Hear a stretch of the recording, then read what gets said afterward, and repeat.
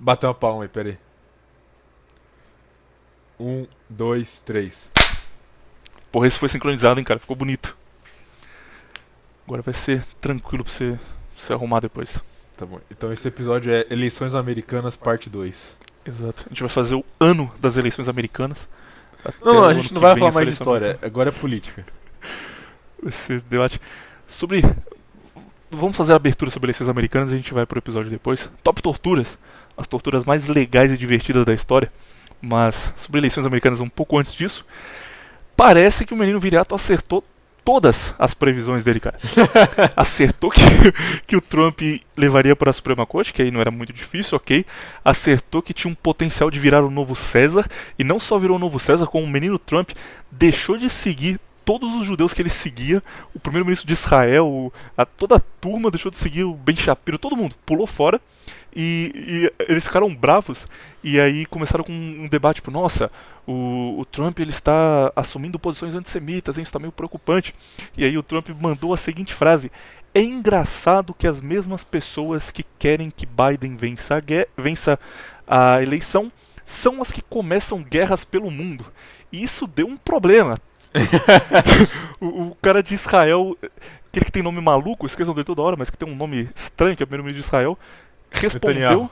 esse exato cara, respondeu falando: essa frase é muito perigosa porque ela incentiva teorias da conspiração contra o meu povo. Então, por favor, se retrate e deixe claro que você não está falando da gente. Ele falou isso mesmo? Nem Falou vi. isso mesmo. Deixa eu mandar depois o tweet dele bravo. E a turma tá brava, cara. Trump rompeu com a Fox News, que é um negócio que a gente não imaginava. Tipo, a gente falou que a Fox News tava batendo no Trump, tava estranho isso aí. Mas ele rompeu e anunciou que vai fazer o próprio canal de TV, Trump TV, ou Real TV, que ainda não está decidido o nome, mas vai contratar os caras que ainda estão do lado dele da Fox News, que não estão fazendo propaganda pro-Biden, e vai levar até o fim, cara. Vai começar uma briga jurídica agora que vai se estender por longos meses, criar a nova... Por isso é bom ter dinheiro, né, cara? Tipo, a TV começa a falar mal de você, você fala, beleza, vou fazer a minha própria, eu vou contratar quem eu quiser pra falar lá e vou deixar esses caras fora. Isso é bom, cara. Trump fez bem. Ele devia ter feito a plataforma de vídeo dele. Seria mais inteligente, né, cara? Do que ter uma TV. TrumpTube. Mas comprou a briga, tá animado, tá feliz de ter acertado mais do que grandes comentaristas da política brasileira. Então aí na TV você acertou mais que eles. Eu só tenho um pé na realidade, é só isso. Nada demais.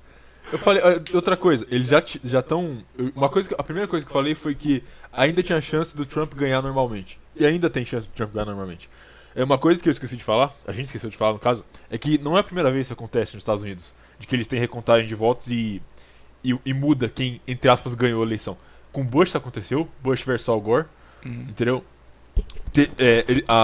Um monte de jornal disse que o Al Gore tinha ganhado, o Al Gore era presidente. Mesma coisa com Biden agora. O Bush pediu a recontagem, recontaram, ele ganhou. A Suprema Corte deu a vitória pra ele. Ou seja, não é a primeira vez que acontece lá. Já aconteceu com outro cara também, acho que foi com o Truman. Enfim, não é incomum isso acontecer, não é a primeira vez. Questão é que é óbvio que isso ia acontecer, cara.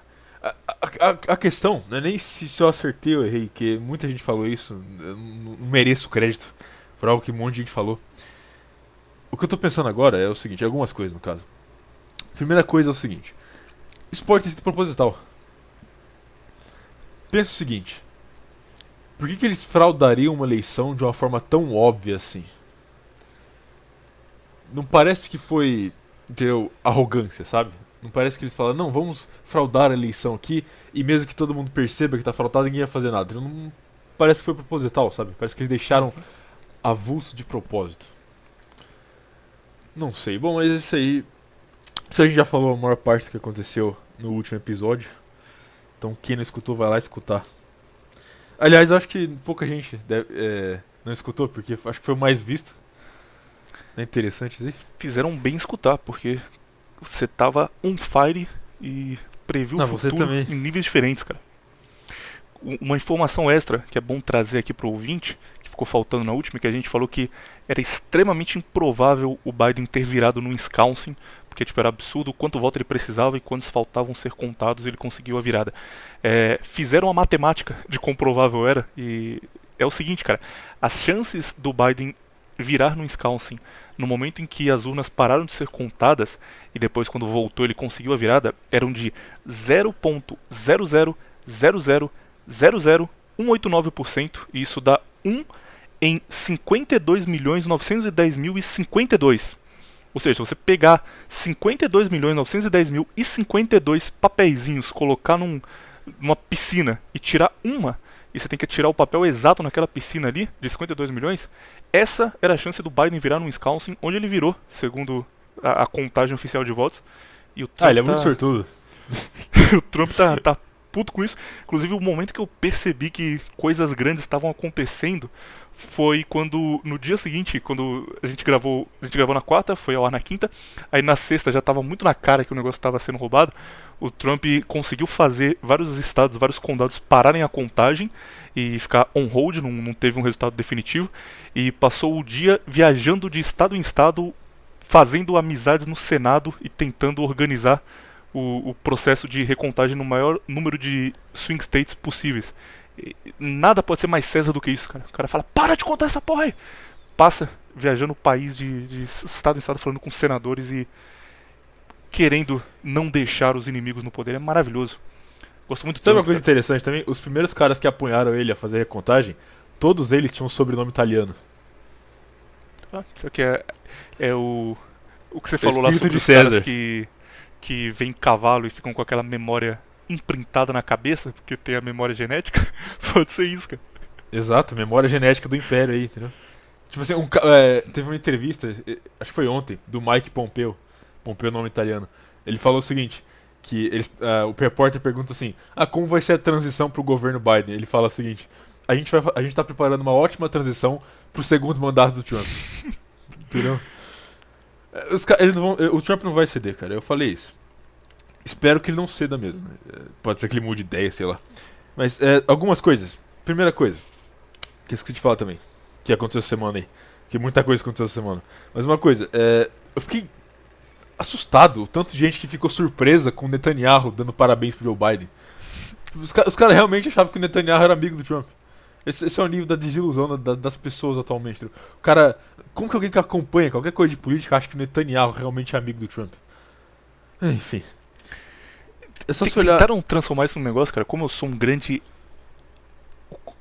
espectador da Globo News, o jornalismo brasileiro aqui de extrema qualidade, eu percebi que o que eles estão tentando fazer nesse caso do Netanyahu é o seguinte: Netanyahu parabenizou o Biden e vários grandes judeus americanos começaram a elogiar, falar, pô, o Biden agora, o processo democrático foi feito, parabéns ao Biden, vamos passar os anos Trump aí e entrar na era Biden. E o Trump ficou puto e parou de seguir os caras no Twitter. Ele só parou de seguir. Saiu porque os caras estavam falando mal dele e dando que ele perdeu a eleição, que ele não perdeu. E aí, o que a Globo News transformou? O Trump, na verdade, ele não é amigo do povo judeu. Ele odeia o povo judeu. Ele é literalmente Hitler. E ele só estava fingindo que era amigo do povo judeu e de Israel para conseguir apoio da comunidade judaica nos Estados Unidos. Engraçado, que o contrário não pode acontecer. Exatamente, não pode fingir que é amigo dele. O contrário não, nunca. Mas isso daí com certeza foi isso que aconteceu. Os judeus coitados, confiando no Trump, e o Trump traiu eles. Não, e a questão é a seguinte, a galera fala, mas o Trump deu tanta coisa pra Israel, ele mudou a embaixada pra Jerusalém, ele deu o Golden Heights pra ele, agora vão chamar de Trump Heights, não sei o que. Beleza. Mas quanta coisa Israel ganhou com Obama? Porque pensa o seguinte, o Oriente Médio desestabilizado é muito mais benéfico para Israel do que um presidente que dá dinheiro para eles. Eles vão ganhar muito mais coisa tendo os países ao redor deles muito mais fracos do que alguém dando dinheiro para eles. Enfim. Não é um podcast de política isso aqui. Pelo menos. Pelo menos ainda não. Tá com a sua listinha preparada aí de quais são as suas torturas favoritas pra gente dropar hoje? Não. O meu tá aqui, cara. Outra coisa. Só uma coisa. Eu estava lendo os comentários do último episódio. Eu vi que tinha um certo número de pessoas me chamando de Black Pill. E aí eu fiz uma pequena reflexão. Não existe isso, cara. Como assim eu sou Black Pill? Essa questão, os caras falam que eu sou Black Pill por estatar um fato. Faz sentido pra você? Porque essa é a questão. A Black Pill está nos olhos de quem vê. In the eyes of the beholder. Entendeu? Se eu falo uma coisa, se eu falo um fato e você julga que é uma Black Pill, o Black Pill é você, não eu. Eu só estou dando fato. Não culpe o mensageiro. Exatamente. Se você fica depressivo por alguma coisa que eu falo, porque olha só, eu sou a antítese de Black Pill, não antítese, vai, uma síntese, por assim dizer, de Black Pill. Porque eu pego essas informações e eu não me abalo a ponto de ficar triste com essas informações. Esses fatos que eu falo pra você e você fica aí depressivo achando que é Black Pill, pra mim foda-se. Pra mim é só mais um fato, é só mais uma informação. Você Eu que acho que precisa lidar te considera com um Black Pill porque você passa a mensagem de um jeito que não dá nenhuma saída, cara. Tipo, tem uns caras que estão aí, o Ocidente tá caindo, hein, vai acabar, mas nós tem podemos fazer chance. outras coisas, podemos ter É, não, eu filhos. falo que já caiu há muito tempo. Exato, o seu que Ocidente, cara, já acabou tudo, as cidades vão acabar e vai ter uma guerra civil, e começa a rir, e a turma fica, não, cara, por quê? Para, pô, não é pra rir. O cara tá triste, e você dando risada do negócio, que da hora, cara. Isso que é o que deixa a Exato, turma em choque. exatamente. Os caras que falam de salvar o Ocidente são bem mais Black Pill que eu, que falam que já acabou. A questão é, você não aceitou ainda a realidade, entendeu? Não fique triste porque acabou. Fique feliz porque aconteceu. Pro cara que tá ouvindo isso aqui, o Contraversão tem um público muito versátil, um público muito não homogêneo, então tem pessoas diferentes ouvindo. Inclusive, apareceu um cara no último comentário bravo com a gente porque a gente não aceitava que o Biden ganhou. Só que era um comentário muito. Tipo, ele falou, tipo, gente, o que é isso? O processo democrático tem dessas. Uma vez você ganha, uma vez vocês perdem. Então, por favor, né, vamos aceitar a derrota do Trump. Que? Eu vi no último comentário, cara, o cara comentou isso, começaram a xingar. Ele falou, nossa, seu filho da puta, você ouviu essa merda aí? Aí, o cara é muito blue pill, cara. Não, gente, por favor, vocês estão criando teorias da conspiração. O Biden ganhou porque ele mereceu e porque o povo americano apoiou ele. Com certeza. E pior que pelo visto ele não tava zoando, porque, tipo, eu entrei no perfil dele, ele tinha. Só curtia esses canais, tá ligado? Curtia Fatos Obscuros, Terça Livre, essas coisas assim de normal tier. Aliás, eu não vi o backfire dos neocon com o Netanyahu traindo o Trump. Eu queria ter visto isso. Que mandou sair do Twitter, cara. É. Consequências. Mas pro cara que tá aqui, puto, falando, como assim, cara? Como assim o Netanyahu traiu o Trump? O cara que tá bravo agora, tá em backfire agora, e acha que o povo escolhido sempre ajudou os Estados Unidos e formou os Estados Unidos, foi pra Manhattan, aquela história bonita que se aprende na escola, que eles saíram do Brasil, foram pra Manhattan, porque eles foram expulsos pelos brasileiros malvados e falaram, vamos fazer aqui a nossa nação, e os Estados Unidos cresceu pujante, acachapante, como diz Antônio Villa, graças ao povo escolhido. Tem uma música para as pessoas que gostam do povo escolhido e que estão bravos com a gente, que é muito famosa em Israel e que eles gostam muito de dançar essa música. E eu gostaria que você sugerisse aí como a turma acha no Google, no site do Google, no DuckDuckGo, que é melhor ainda, caso eles tenham interesse. Só pesquisar Dancing Israelis. Aí vocês acham vários Israelitas videoclipes. dançantes, dançarinos, serelepes. Procura e... É da banda USS Liberty. Procura e depois você volta aqui e continua. Agora sim, 1 minuto de silêncio.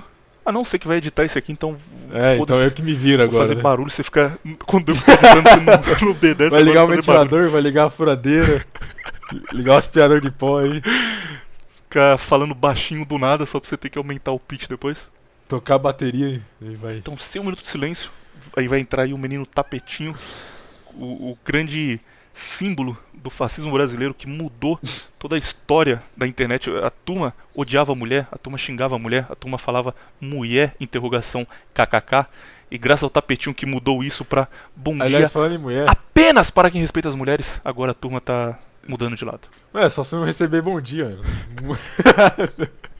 Mas olha, você vê esse negócio aí da ministra lá que ficou brava porque os caras estavam falando não vote mulher? Vi, cara. Maravilha. Fazendo um texto, ela foi na TV. Foi na Band, Com- velho. Nossa, cara. Ai. Na Band é Política muito bom porque brasileira a Mariana comédia, Godoy né? tava apresentando. E aí a Mariana Godoy falou: gente, tem uma coisa que eu quero deixar bem clara aqui pra vocês. Quando um homem comenta na internet, você tá falando de política, a sua louça não tá cheia de. A sua pia não tá cheia de louça pra lavar, não? Na verdade, ele tá dizendo que as mulheres devem lavar louça e não comentar política. Ela realmente disse isso, eu não tô brincando. Pode ver o vídeo. Uma Uau, jornalista explicando isso pra gente. Ela estudou anos pra mandar essa. Faculdade de jornalismo na noite, ó. Gente, quando o seu Hernani fala que ele é pobrão, é porque ele é pobrão, gente. Ele quer dizer isso. Isso quer dizer que ele não tem poder monetário, gente. Quer dizer que ele está abaixo de quem é rico. É isso que ele está querendo dizer pra vocês. Ainda bem que a Mariana Godoy explica pra gente. O que é uma mentira, claro, que ele paga um salário milionário pra gente, então. Aliás, você viu ele, as 2 horas dele de mendigo? Que fenômeno, cara. Aquilo Eu ali vi. devia ter um Oscar do YouTube. Eu me preparei pra aquilo como se eu estivesse assistindo um novo Senhor dos Anéis, cara. Eu fiz comida, treinei, eu acordei cedo, treinei, voltei, fiz o pós-treino, preparei uma comida top. Me sentei aqui e falei, vamos lá, cara. Estou prestes a ver o auge da internet brasileira e valeu a pena. A melhor parte é quando ele tá escutando a gente, ele tá entrando num buraco de cracudo.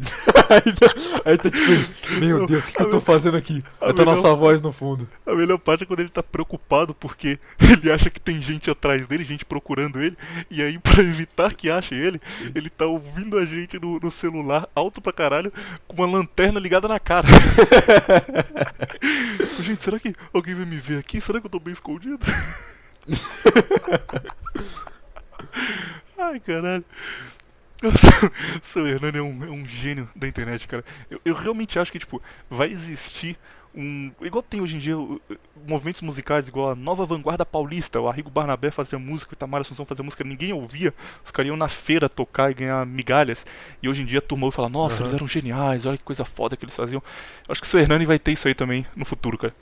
Com Os certeza. caras vão olhar pro seu Hernani e falar, meu Deus, como esses tolos deixaram este rapaz aqui passar. Não, mas sem brincadeira, esse vídeo dele de mendigo ficou muito bom, cara. Também. Não é nem um filme, nenhum vídeo, é um documentário. Pior que ele tem tanto carisma louco que ele faz coisas que normalmente seriam chatas, mas fica bom. Só porque, tipo, quando ele vai no mirante, aí começa a ventar na cara dele. Ele fica, nó, tá batendo um ventão aqui? Vai vendaval aqui? Nó, parece que vai chover. Eu fico só filmando a cara dele no vento, é muito bom, cara. Fantástico. Quem não assistiu, vá assistir. O guarda Praticamente um não filme. deixando o seu Hernani beber água. É praticamente sei lá, uma sequência atual do Blade Runner. Tipo, é o Caipira Runner. Se ele tivesse colocado uma negra travesti ali, ele ganhava o Oscar fácil. Só não Com vai ganhar certeza. porque não tem representação, cara. Se tivesse em algum momento, o Oscar Se ele tava fosse garantido. gay, se ele se assumisse gay, aí. Fico lembrando de cenas específicas que a gente tá falando ali com coco, pedindo pro cara colocar Guaraná dentro do coco. Aí depois ele fica, não, virou um trem chique. Você quer coisa de rico? Sobremesa de rico? Ele vai no mercado e tá tipo cheio de gente, ele falando mal alto. Ó, vamos ver o que a gente vai achar com R$1 aqui, hein? Ele, ó, esse biscoito tá bom, Eu hein? levo um biscoito de polvilho ou eu levo uma bolacha?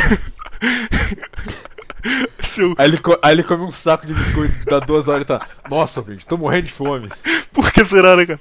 O cara comeu polvilho, porra. Por que será que ele tá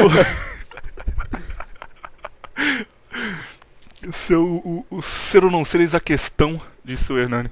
Com um biscoito de polvilho ou uma bolacha. Tomou a decisão errada e quase morreu de fome de noite. Hernani Carreira é legitimamente um homem de pé entre as ruínas. 100% de acordo, cara. Agora sim, depois de anunciar 5 vezes, agora vamos começar o episódio. 5 não, 6, porque o último episódio também falou. Não, 7, porque no penúltimo episódio também falou. Então. E olha só, todo esse hype pra um tema que eu achei bem ruim, pra falar a verdade. Cara, esse tema vai ser muito bom e você achou que o tema vampiro seria ruim? Foi maravilhoso, cara. Eu não achei que seria Pessoas ruim. mandando e-mails pra gente agradecendo, falando, cara, minha vida mudou. Nunca pensei que eu veria vampiros com esses olhos e agora, graças a William e Basil Viriato, as coisas mudaram. Você tem uma fonte? Não, tem vários aí, cara. Tem que... Eu nem te mandei porque era tanto que eu falei, pô, deixa pra lá. Talvez, acho que eu tá. apaguei eles também, então não dá pra te mandar agora. Mas chegaram vários aí. Aliás, fazer uma pergunta aqui agora. O que você acha de a gente fazer uma leitura de e-mails? A gente não tem e-mail, como a gente vai fazer? Exatamente, por isso que a gente não vai fazer. Dá pra gente fazer uma leitura de comentário. A gente vê Não, os melhores tô comentários. e lê. perguntando a sua opinião sobre isso. Acho bom, Que cara. Porque eu tive essa ideia, mas eu achei uma bosta. Não, acho uma boa ideia. Acho que a turma tá criando uma comunidade legal em torno disso aqui. Num dos últimos vídeos o cara comentou: daqui a alguns anos eu vou lembrar como era bom ouvir isso toda quinta-feira. E tinha tipo 100 likes, todo mundo triste, falando, porra, é verdade, cara. Quando isso acabar eu vou ficar muito triste. Os caras já estão achando que acabou. Bom, então, esse aqui é o último episódio, então. Adeus. A gente vai avisar no último segundo se é o último episódio ou não. Deixa uma boa. Comentem coisas legais, mas comentário de história maneira que você queira contar pra gente, ou dá pra gente fazer um tema, né? E aí os caras comentam, a gente fala no final do episódio o tema. E a gente Você já tá indo muito, sei lá, bom de companhia, não tá? Cara, que filho da puta, o cara dá uma sugestão, aí eu falo, legal a sua sugestão, a gente pode fazer assim, ou assim, ou assim. Aí ele, não, a sugestão é uma merda, cala a boca, eu não vou fazer não. Exatamente, que bom que você entendeu. Ai. Agora quando você sugerir coisa eu vou só falar, não quero fazer não, tô fora. Aprender como é bom. Beleza. A gente vai estar aqui. Bora, mete a música do tapetinho aí e bora começar. Tá bom, pera aí. Não, isso você não precisa não, dá pra você cortar. Como você já vai ter sincronizado no começo, vai estar junto. Não, mas é que eu vou saber, entendeu? Eu só pulo pra essa parte. Ah, tá, beleza. Pô, Ei, é gênio. profissional, hein, meu? Eu fico ouvindo tudo e Sou um professional editor. Bom dia para todo proletariado. Bom dia para quem busca ascensão. Bom dia para quem não faz sexo casual, para quem não fornica antes do casamento. Bom dia para quem treina toda semana. Bom dia para quem respeita as mulheres. Bom dia aí. Ah, peraí, deixa eu ligar a luz. Datebayo ouvintes, Datebayo Viriatokun, Datebayo... Ah não, só tem nós dois, achei que tinha. Datebayo ouvintes, Datebayo Viriatokun. Estamos aqui com o melhor tema que os Contraversão já teve. E um tema que tenho certeza que muita gente estava esperando, muita gente estava doida pra gente falar sobre eles depois de Top Vampiros, apesar da relutância do menino Viriato, que é Top Torturas. Viriato, você acha tortura um negócio legal, maneiro, ou você é contra? Neutro. Neutro, caralho. Eu quero dizer aqui que eu sou totalmente contra, acho totalmente errado. E é isso aí. Depende. Tem que deixar claro, velho. Você não sabe quem vai ouvir isso aqui, quem vai chegar. Não, porque que a questão é, a gente vai falar de tortura, certo? Então a gente tem que dar a contraversão da tortura. Só que qual que é a contraversão de método tortura? A gente só vai falar dos métodos de tortura? A gente só vai fazer um top método de tortura que a gente acha mais então legal. Não vai ter contraversão? Não vai ter contraversão. Então está encerrado esse episódio, eu estou indo embora.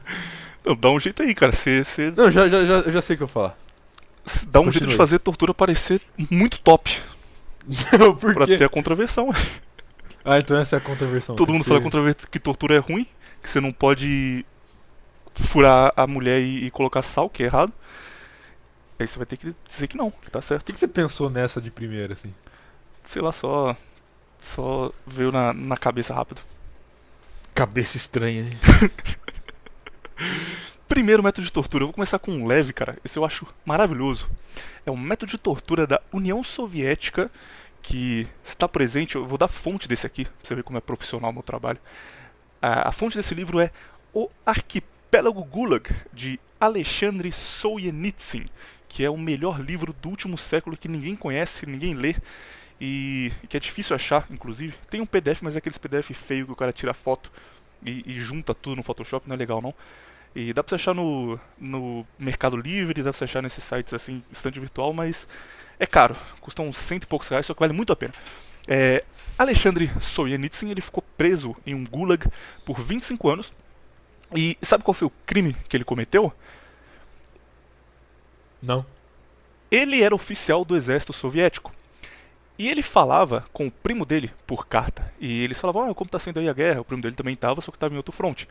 Como tá sendo aí a guerra? Aí o primo dele falava, tá legal, a gente tomou tal região aqui e a comida tá acabando, mas a gente vai sair logo. E conversavam normalmente. Uma das cartas que ele mandou pro primo dele, ele falou, olha, Stalin pediu pra gente invadir essa cidade aqui logo que o sol nascesse, amanhã. Eu não acho uma boa ideia, porque pra mim é melhor atacar durante a noite, ao invés de esperar o sol nascer, que eles vão ter mais visibilidade, vão poder atirar de volta na gente, vão estar acordando. Pra mim é melhor atacar durante a noite. Mas tudo bem, Stalin mandou, então a gente vai atacar quando o sol nascer e eu te escrevo contando como foi. Deu tudo certo, conseguiu invadir, conseguiu tomar a cidade, e aí ele escreveu depois contando que deu tudo certo, foi tudo conforme planejado, que ele estava feliz, conversa normal. Um belo dia, ele foi chamado pelo oficial dele e falou: vem aqui, essas cartas que você manda pro seu primo, teve um problema com elas, e você vai ter que prestar contas. E ele foi prestar contas, porque ele pensou: por que aconteceu? Será que elas foram interceptadas? Deu algum problema aqui? Ele foi acusado de traição por ter duvidado de uma ordem direta de Stalin, porque ele disse que era melhor atacar com o sol nascendo, quer dizer, que era melhor atacar com o sol se pondo à noite do que com o sol nascendo. E como era uma ordem direta de Stalin, ele estava dando um primeiro indício de traição, que no futuro ele poderia trair Stalin. E ele foi preso e passou 25 anos em um gulag. E conta como foi o processo de prisão, o que ele viveu no gulag. É um livro muito bom, cara, porque ele teve o trabalho de documentar tudo. Então ele fala: olha, eu fui preso tal dia, em tal horário, de tal forma. Tem um capítulo inteiro sobre como era ser preso e como isso aconteceu na União Soviética. E é muito bom porque mostra como as pessoas já estavam completamente domadas pelo Estado. Então ele diz que era muito comum eles só chegarem num lugar, arrombarem a porta e levarem alguém, e todo mundo continuava vivendo como se aquilo não tivesse acontecido. E gente sumia no meio da rua. E tipo, se você era acusado de ser espião, alguma coisa assim, eles chegavam na sua casa, estava na calçada, todo mundo lá conversando normal, pegavam você, colocavam num carro e levavam embora. E todo mundo só: beleza, acontece, cara, ele deve ter feito alguma coisa pra merecer. Ele conta como foi isso, ele fala as audiências, tem ata de cada audiência que ele participou. Esse livro, ele é realmente considerado o maior livro do século passado, porque ele ajudou a acabar com a União Soviética. Quando a União Soviética estava quebrando, esse livro foi publicado internacionalmente. Ele saiu na União Soviética, só que ele era um bagulho que ele foi proibido pelo Estado, então ele só circulava em círculos fechados e ele foi meio que mantido. Cada um tinha 3 capítulos, deixava guardado, e aí eles faziam uma coleção e lançavam só na Alemanha Ocidental, e depois saía só na Itália, mas versões pequenas dele. E ele finalmente foi publicado internacionalmente e ajudou a acabar com a União Soviética quando já estava em crise. Então é um livro realmente muito importante, historicamente muito importante. Mas, enfim, métodos de tortura presentes lá. Um deles chama muita atenção, além do comum espancamento, afogamento, tudo isso, que é o seguinte: eles colocavam pessoas em espaços muito pequenos, tipo uma cela com 3 metros quadrados, eles colocavam 4 pessoas. Você não conseguia sentar no chão, você ficava o tempo inteiro em pé. E quando você estava nesse espaço muito pequeno, eles só tiravam você dali e colocavam em um lugar grande com espaço, e por alguma razão as pessoas confessavam depois disso. Ele não explica por quê, porque ele não entende do assunto, ele não sabia o que estava acontecendo, mas era só isso. Eles colocavam, tipo, você e a sua família inteira num lugar minúsculo, você ficava lá passando fome, e aí eles tiravam a pessoa de lá, colocavam num lugar, tipo, num quarto de hotel, um lugar bom, com cama, davam comida, e quando você precisava de alguma coisa, se ligava lá e eles te levavam. E geralmente quando a pessoa ficava nessa situação, ela só ou se suicidava, ou ela contava o que queriam que contasse. Você participou aqui do assassinato de tal pessoa? Não, participei. E não tinha, mas ela só dizia que participou. Achei isso muito interessante. Se você quiser terminar aqui, você fala também por que você acha que isso acontecia, que eu não tenho a menor ideia. Mas aí vem o mais maluco, cara. Ele conta um método de tortura que era usado contra homens mais velhos, contra pais de família que eram cristãos ortodoxos, que era o seguinte: eles pegavam a mulher mais bonita do lugar onde ele estava preso, antes de ir pro Gulag, eles iam para um centro de detenção, onde você era torturado, investigavam o que você tinha feito, e isso era muito escalonado. Então, tipo, falava assim: olha, você teve contato com esse cara aqui, que teve contato com outro cara que era espião, então você tem algum vínculo? E aí você dizia que não, e continuavam te torturando até você dizer que tinha algum vínculo. E aí coisas do governo se misturavam. Então o governo falava: olha, a produção de sal abaixou porque tal setor não está trabalhando como deveria, então eles são os culpados. Aí prendia quem comandava aquele setor, eles eram torturados e considerados sabotadores. Então muita gente era presa. Mas quando eram homens mais velhos, pais de família, cristãos ortodoxos especialmente, ou padres, o método de tortura era o seguinte: colocava uma mulher mais bonita do centro de detenção para conversar com ele, ela tratava ele bem, o cara não apanhava, o cara não era humilhado nem nada, só conversando, e falava: olha, você tá envolvido nisso aqui, né, você fez essa traição aqui contra o governo. E o cara falava que não fiz, jamais, eu nunca traí o governo, isso é um absurdo.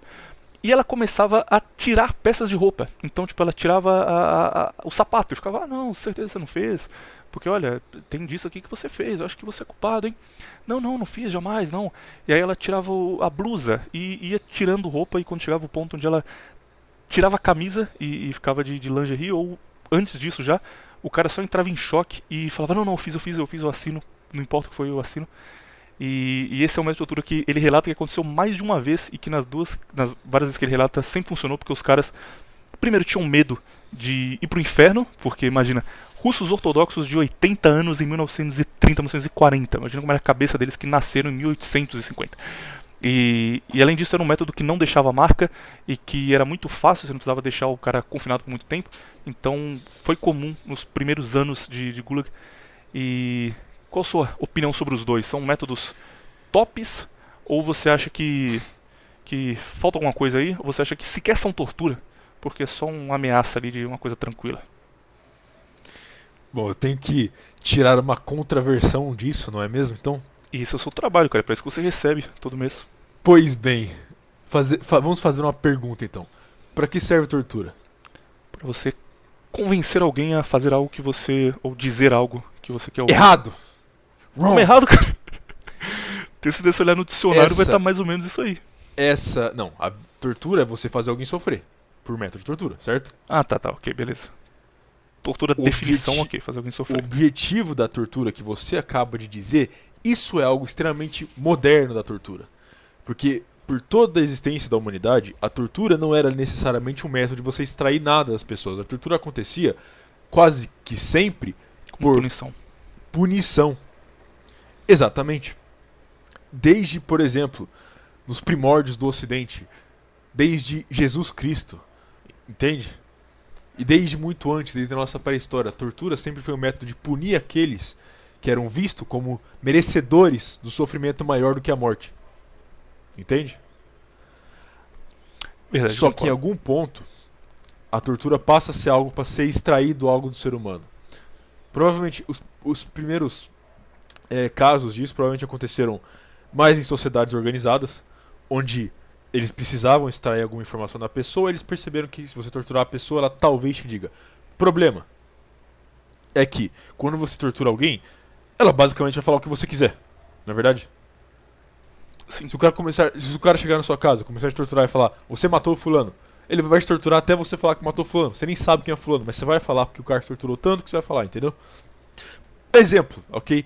E aí eu vou chegar no suprassumo da contraversão com esse exemplo. Existe um crime que aconteceu, um crime humanitário, um crime muito grave, e que ninguém foi punido por ele, porque ele não é considerado um crime. Ele foi considerado, aliás, um ato heróico até. Eu estou falando dos julgamentos de Nuremberg. Você conhece os julgamentos de Nuremberg, Sr. William? Conseguiu, cara. Se você queria ligar isso com a contraversão de algum jeito, você conseguiu. Você tá de parabéns. Muito obrigado. Conheço o julgamento de Nuremberg e vou pedir pro seu Hernani te dar um aumento, porque nessa você foi bem. Bom, os julgamentos de Nuremberg, caso você não saiba, é o que foi usado por todos esses anos para provar que o tal do Holocausto aconteceu, certo? O que aconteceu no julgamento de Nuremberg foi o seguinte: eles pegaram vários oficiais alemães do partido, começa com N lá, e eles fizeram esses oficiais confessarem o que acontecia com judeus em certos campos. Problema é que você tem dois problemas no caso principais. O primeiro problema é que a maioria desses oficiais que admitiram essas coisas nunca tiveram perto desses vulgos campos de concentração. O segundo problema é que antes deles admitirem isso, mesmo eles nunca tendo perto desses campos, é que eles sofreram semanas e semanas de tortura absurdas. Vários deles tiveram os testículos esmagados, tiveram os dedos dos pés esmagados, o pé queimado, foram esfolados dos pés à cabeça.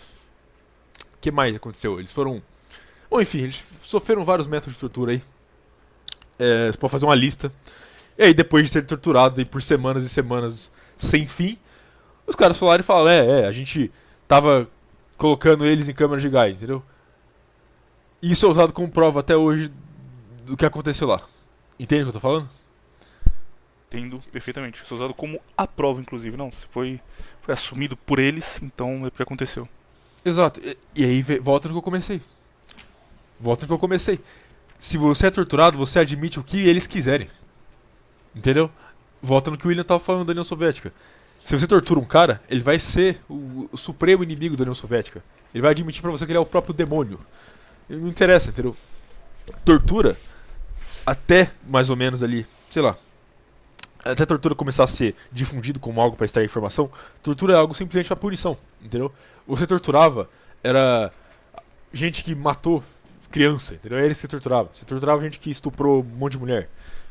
Você torturava gente que sei lá, que roubou de algum velho. Essas pessoas torturadas, entendeu? Não era a pessoa que você extraía informação. Você não torturava a pessoa pra extrair informação, você torturava como punição. Sabe um caso que não envolve tortura por extrair... Não envolve tortura, na verdade, como extrair informação, mas envolve punir alguém. Eu não vou falar sobre ele agora, não, vou só deixar no ar pra turma ficar já preparada. Você continua o que você tá falando, mas só porque essa aqui é uma Red Pill pesada. Punir alguém pra passar uma mensagem pra qualquer um que queira falar sobre aquilo no futuro é o do General Patton, general americano da Segunda Guerra Mundial, que é considerado por americanos um dos top 3 generais da história americana, talvez o top 1. Quando eu te contar a história dele, você vai aí sim fazer a contraversão completa da Segunda Guerra Mundial. Eu conheço a história dele, mas enfim. Ah, cara, você é chato também, pô, você conhece tudo. Tudo que eu falo, o cara já sabe. Você falou aí do livro do russo lá, eu falei que eu não conhecia.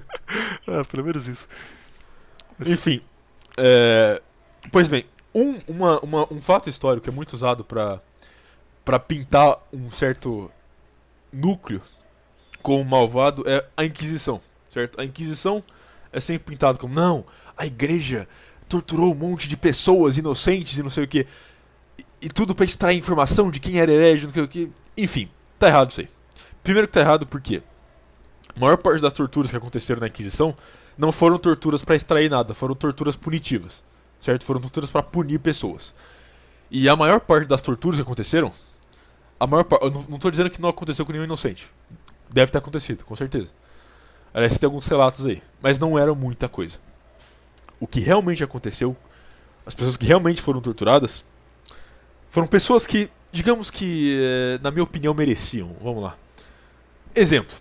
A Inquisição, ela começa a ser realmente difundida, popularizada na Europa, quando você tem aí o domínio dos catars. Não o domínio, né, mas a ascensão dos catars. É catar que fala em português ou é catari? Não lembro. Enfim, os catars, eles tinham uma crença de que a morte era preferível à vida. Porque eles partiam do ponto de que o Deus do Velho Testamento e o Deus do Novo Testamento eram duas coisas diferentes. Logo, a vida não era tão boa assim, então você morrer para alcançar o céu era mais viável. Então, entre os catars era muito comum um suicídio, muito comum um aborto. Eles eram especialistas em matar a criança, porque, na teoria deles, se você mata uma criança, a criança é pura, ela vai direto pro céu.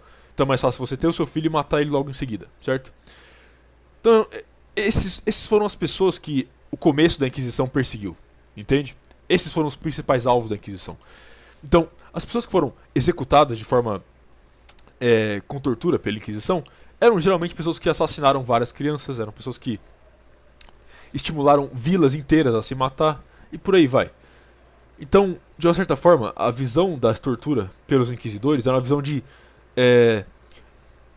punição divina, entende? Uhum. Então é isso e... Bom, depois eu falo de outras coisas. Vai, sua vez agora. General Patton não está diretamente ligado com tortura, mas envolve a Alemanha, envolve Nuremberg, envolve tudo isso. É uma história muito boa que não é muito conhecida. Você encontra essa história completa num livro muito bom chamado Os Conquistadores do Mundo, de Louis Marschalco. É o seguinte, resumidamente, o Patton ele era um cara muito digno na guerra, ele era reconhecido pelos seus rivais como alguém que não via a guerra como, eles são meus inimigos, eu quero acabar com eles. E ele só via a guerra como algo que precisa ser feito porque duas potências estão se enfrentando e tal. Então ele tinha essa ideia ainda de uma guerra meio romântica, uma guerra justa e tudo mais. E o Patton ele foi citado em Nuremberg várias vezes, porque eles pediam pro Patton, os soldados alemães, os generais alemães estavam sendo julgados, eles pediam pro Patton depor em nome deles, para mostrar que eles não eram todos esses monstros que estavam sendo citados, mostrar que eles eram também pessoas que estavam lutando uma guerra e que não tinham cometido os crimes que eles eram culpados de ter cometido até eles serem torturados e dizerem que fizeram o que quer que alguém perguntasse. A história do Patton é muito interessante. Quando acaba a guerra, Existia uma cidade na Alemanha chamada Dresden, que ela foi completamente terraplanada durante a Segunda Guerra Mundial. Foi um dos grandes crimes da história da humanidade que também não é citado. Além de Nuremberg, também tem Dresden. E Dresden foi terraplanada. Pessoas que viviam em cidades próximas de Dresden mudaram para lá, nos escombros ainda, e reconstruíram a cidade, começaram o processo de reconstrução. E quando acabou a Segunda Guerra Mundial, quem foi indicado para cuidar desse processo de reconstrução foi um francês indicado diretamente pelos Estados Unidos, um francês judeu. E esse cara era muito filho da puta, tipo, ele era conhecido por ser muito filho da puta, e ainda assim ele era meio que o líder da cidade. Assim como existiam esses líderes no Japão, também existiam na Alemanha. O Patton recebeu uma denúncia de que crianças estavam morrendo de fome, mesmo com toda a ajuda humanitária para a Alemanha, em Dresden. E o que ele fez? Ele visitou essa cidade. Existem versões diferentes. Na autobiografia dele, ele fala que ele visitou como um oficial. Ele foi acompanhado por outro visital chamado Gay, exatamente GAY mesmo, que eles foram uma missão oficial. E existe a lenda urbana que ele visitou disfarçado de soldado raso para ver qual era a situação real, e só depois ele falou que ele era o grande general Patton.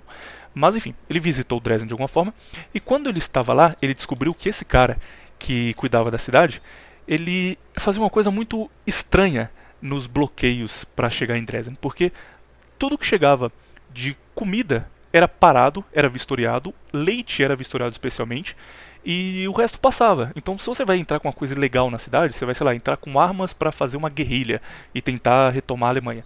Você vai passar isso no meio de roupa, no meio de sabe, coisas que são mais fáceis de esconder. Você não vai pegar litros e litros de leite e averiguar não, e colocar metralhadora no meio deles. Não tem sentido. Mas era justamente isso que era parado. E o Patton diz na biografia dele, na autobiografia dele, My War, e isso é contado também em detalhes nos Conquistadores do Mundo, que o que esse cara fazia? Ele pedia para todos os caminhões de leite que chegavam na cidade serem esvaziados pela metade. Então ele só colocava uma mangueira e jogava metade do leite fora para ver se não tinha nada dentro. Comida era desperdiçada aos montes. Tipo, não, a gente tem que ver se está tudo bem ali mesmo, se não tem nada escondido. Então eles jogavam um monte de coisa fora.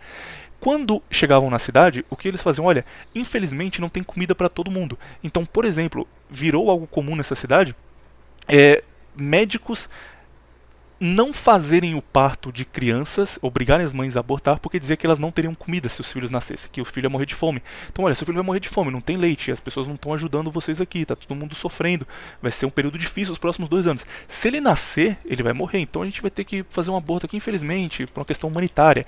E as mulheres aceitavam, elas não tinham opção. E a cidade sofreu um crime absurdo, cara, a história de Dresden é fodida. E o Patton soube que isso estava acontecendo, soube que as pessoas estavam passando fome, estavam morrendo de fome, porque esse cara estava diretamente fazendo elas passarem fome, estava desperdiçando comida para punir a cidade, e ele denunciou essa galera. Ele deu uma entrevista para o New York Times ainda, que foi publicada, onde ele disse que tinha muita coisa errada no processo de reconstrução da Alemanha. Ele não deu muitos detalhes. E, não, tem muita coisa errada, a gente tem que falar sobre o que está sendo feito aqui. Ele ia voltar para os Estados Unidos. E ele era um cara muito poderoso, então tinha uma chance alta dele ser eleito o próximo presidente dos Estados Unidos. Ele era muito querido pelo povo americano. Antes de viajar, ele estava com um amigo dele, fotógrafo, e ele falou que ele tinha um caderninho preto com vários nomes que ele iria expor quando ele fosse para os Estados Unidos, que nome de pessoas estavam fazendo coisas erradas, incluindo esse líder da cidade que era judeu. Não lembro o nome dele de cabeça agora, mas é fácil achar. Procurei esses livros que eu citei, você vai encontrar. No caminho para o aeroporto para viajar, ele sofreu um acidente muito estranho, porque ele estava num carro oficial, esse amigo dele gay estava na frente, tinha um motorista, e um caminhão militar do exército americano bateu atrás, exatamente onde ele estava, e amassou o carro completamente. E o Patton foi levado para o hospital, um estado grave. Quando ele chegou no hospital, ele sobreviveu. Fizeram os exames, ele tinha sobrevivido. Ele estava bem, por incrível que pareça. Ele não reclamava de dores, ficou ok, ficou lá em observação, mas parecia que ia sobreviver. Enquanto estava no hospital, ele desenvolveu algumas doenças por simplesmente não ser cuidado. Por exemplo, ele teve pneumonia, teve infecção em todas as cirurgias que ele fez, teve efizema pulmonar, e finalmente ele morreu no hospital 12 dias depois de efizema pulmonar. É uma morte muito estranha. Imagina o cara tá andando justamente para ir no aeroporto depois de falar que ele quer expor algumas coisas erradas no país que ele foi para vistoriar. Ele sofre um acidente onde todo mundo sobrevive de boa e um caminhão militar esmaga justamente onde ele tá no carro oficial. E ele vai pro hospital e no hospital ele piora de saúde muito e morre depois de 12 dias. Então a história do Patton é muito interessante e envolve não tortura diretamente, mas envolve alguém morrendo porque queria falar demais, queria expor coisas que não podem ser expostas, que não é incomum na história americana. Sabia essa parte toda ou sabia só que ele morreu lá e beleza? Sabia. Pô, pensei que eu ia te dar uma red pill aqui pela primeira vez, cara. Já tomei um monte, pensei agora eu vou dropar, mas não foi. Calma, um dia você chega. Outro método de tortura muito conhecido, empalamento. Isso é famoso pelo Vlad Tepes. A gente não vai falar muito de cada um deles porque não tem muito o que falar, só citação, conhecer uns maneiros aí. Mas sou estranho, né, cara, pra você conhecer uns maneiros. Caso você precisar um dia aí, ó, você Se sabe. você precisar, se alguém estiver fazendo muito barulho quando você quer dormir, você usa. Empalamento. Simples, você coloca uma estaca, geralmente era feita de madeira, mas existem tipos diferentes de empalamento. Insere a estaca no ânus da pessoa e ela vai entrar pelo corpo dela, rasgar o corpo dela e geralmente sai pela boca. Ou existem outras formas de empalamento. Existe um empalamento que eles colocam a estaca nas costas e ela perfura os pulmões e a pessoa fica virada de barriga para cima. E esse inclusive é mais doloroso porque não chega diretamente no coração, então ele vai furando os pulmões aos poucos e a pessoa vai perdendo ar e ela morre por hemorragia interna, mas ela também fica muito tempo sem ar tentando respirar e não consegue e é doloroso pra caralho. Tem um empalamento reverso que eles colocam pela sua boca e vai fazendo o processo reverso. Só que o empalamento reverso mata muito rápido, porque a pessoa está de cabeça para baixo, então ela tem alguma coisa no cérebro, mas enfim, ela morre mais rápido. O jeito normal que faziam, que sempre matava demorado, era pela bunda mesmo, porque você ficava lá sofrendo, seus órgãos iam rasgando e existiam táticas para garantir que isso demorasse muito, demorasse assim 1 hora pelo menos. Você ia sentindo órgão por órgão rasgando, sentia uma dor muito absurda e em algum momento você ia morrer por perda de sangue ou porque ele ia furar seu coração, furar algum órgão vital e você morria. O empalamento ficou muito conhecido por Vlad Tepes, ou Vlad o Empalador, que Conde Drácula futuramente. Quantas pessoas ele empalou? Ninguém nunca vai saber. Os números realistas dizem 20 mil, 22 mil, sabe, gente que não exagera muito. Mas tem gente que fala que ele empalou 300 mil, 400 mil pessoas, não dá pra saber. Ele matou muita gente, mas ele usava métodos diferentes, usava envenenamento, usava táticas de guerrilha, emboscada, armadilha no meio da floresta. Mas empalamento especificamente, não dá pra saber quantas ele matou.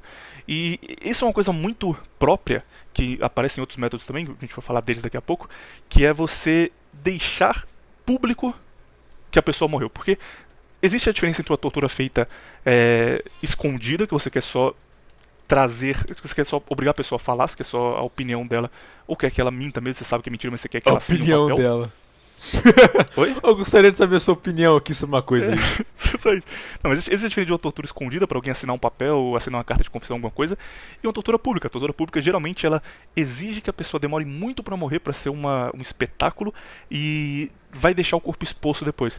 Então, no caso do empalamento, pessoas que eram empaladas geralmente eram empaladas em praça pública e o corpo ficava lá por 2, 3 dias para todo mundo passar, olhar e falar: olha, aquele cara fez coisa errada e eu não quero fazer o que ele fez para não acabar assim também. Um outro método próximo do empalamento, porque tem essa questão também de ficar tudo muito público, é gaiola suspensa. Isso aí é bem comum em filme medieval, isso aparece bastante e era realmente usado no período medieval.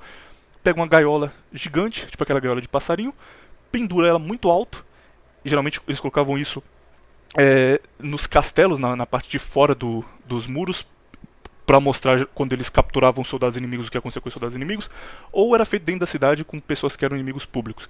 Mas a pessoa ficava lá na gaiola e ela não ganhava comida e era colocada num lugar onde pegasse muito sol para ela sofrer muito. Então ela morria de inanição e demorava muito tempo também. Não sei quanto leva para alguém morrer sem comer, mas muito tempo, muito tempo. E o cara ficava lá, sol, sofria, ficava pedindo ajuda, pedindo pra alguém dar água pra ele. Todo mundo só ignorava, passava, via o cara lá e deixava pra lá. Algum momento ele ia morrer. E quando ele morria, ficava lá um tempo até começar a se decompor e aí eles tiravam E, de novo, esse tipo de tortura é muito comum que você queira que as pessoas vejam que aquele cara morreu e por que ele morreu. E foi comum ali na Idade Média demais. Método top, Virado, só vou te perguntar se é top ou não top, um por um, pra ver qual você prefere. É top. Tem alguma contraversão sobre o empalamento ou gaiola? Não.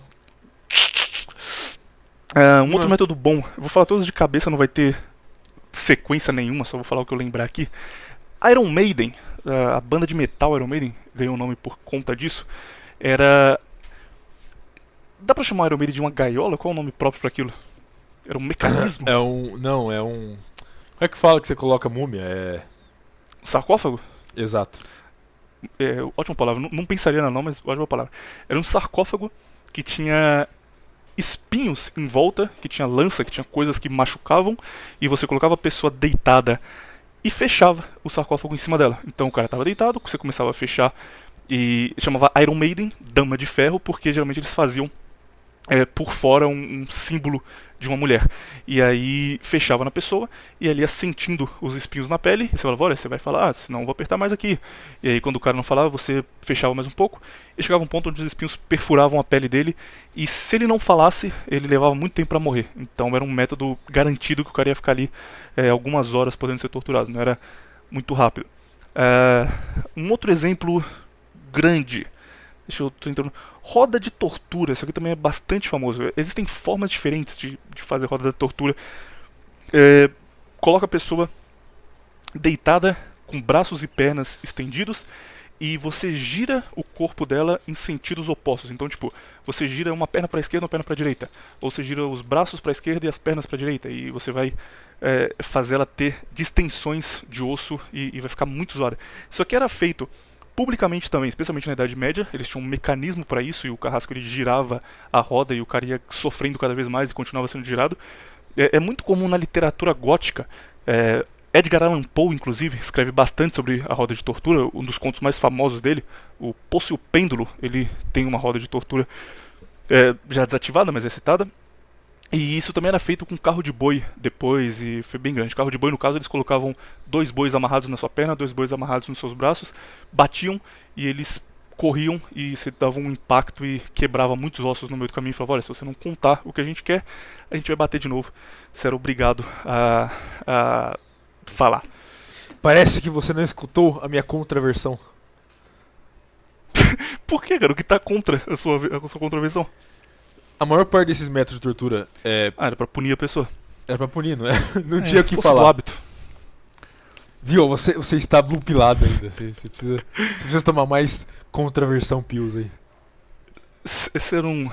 Força do hábito, aí eu fico falando igual viking, cara. Você já explicou porque não pode falar viking, mas você não consegue. Poder pode. Sobre vikings de verdade. Só que a maioria das pessoas não sabe o que é um viking de verdade.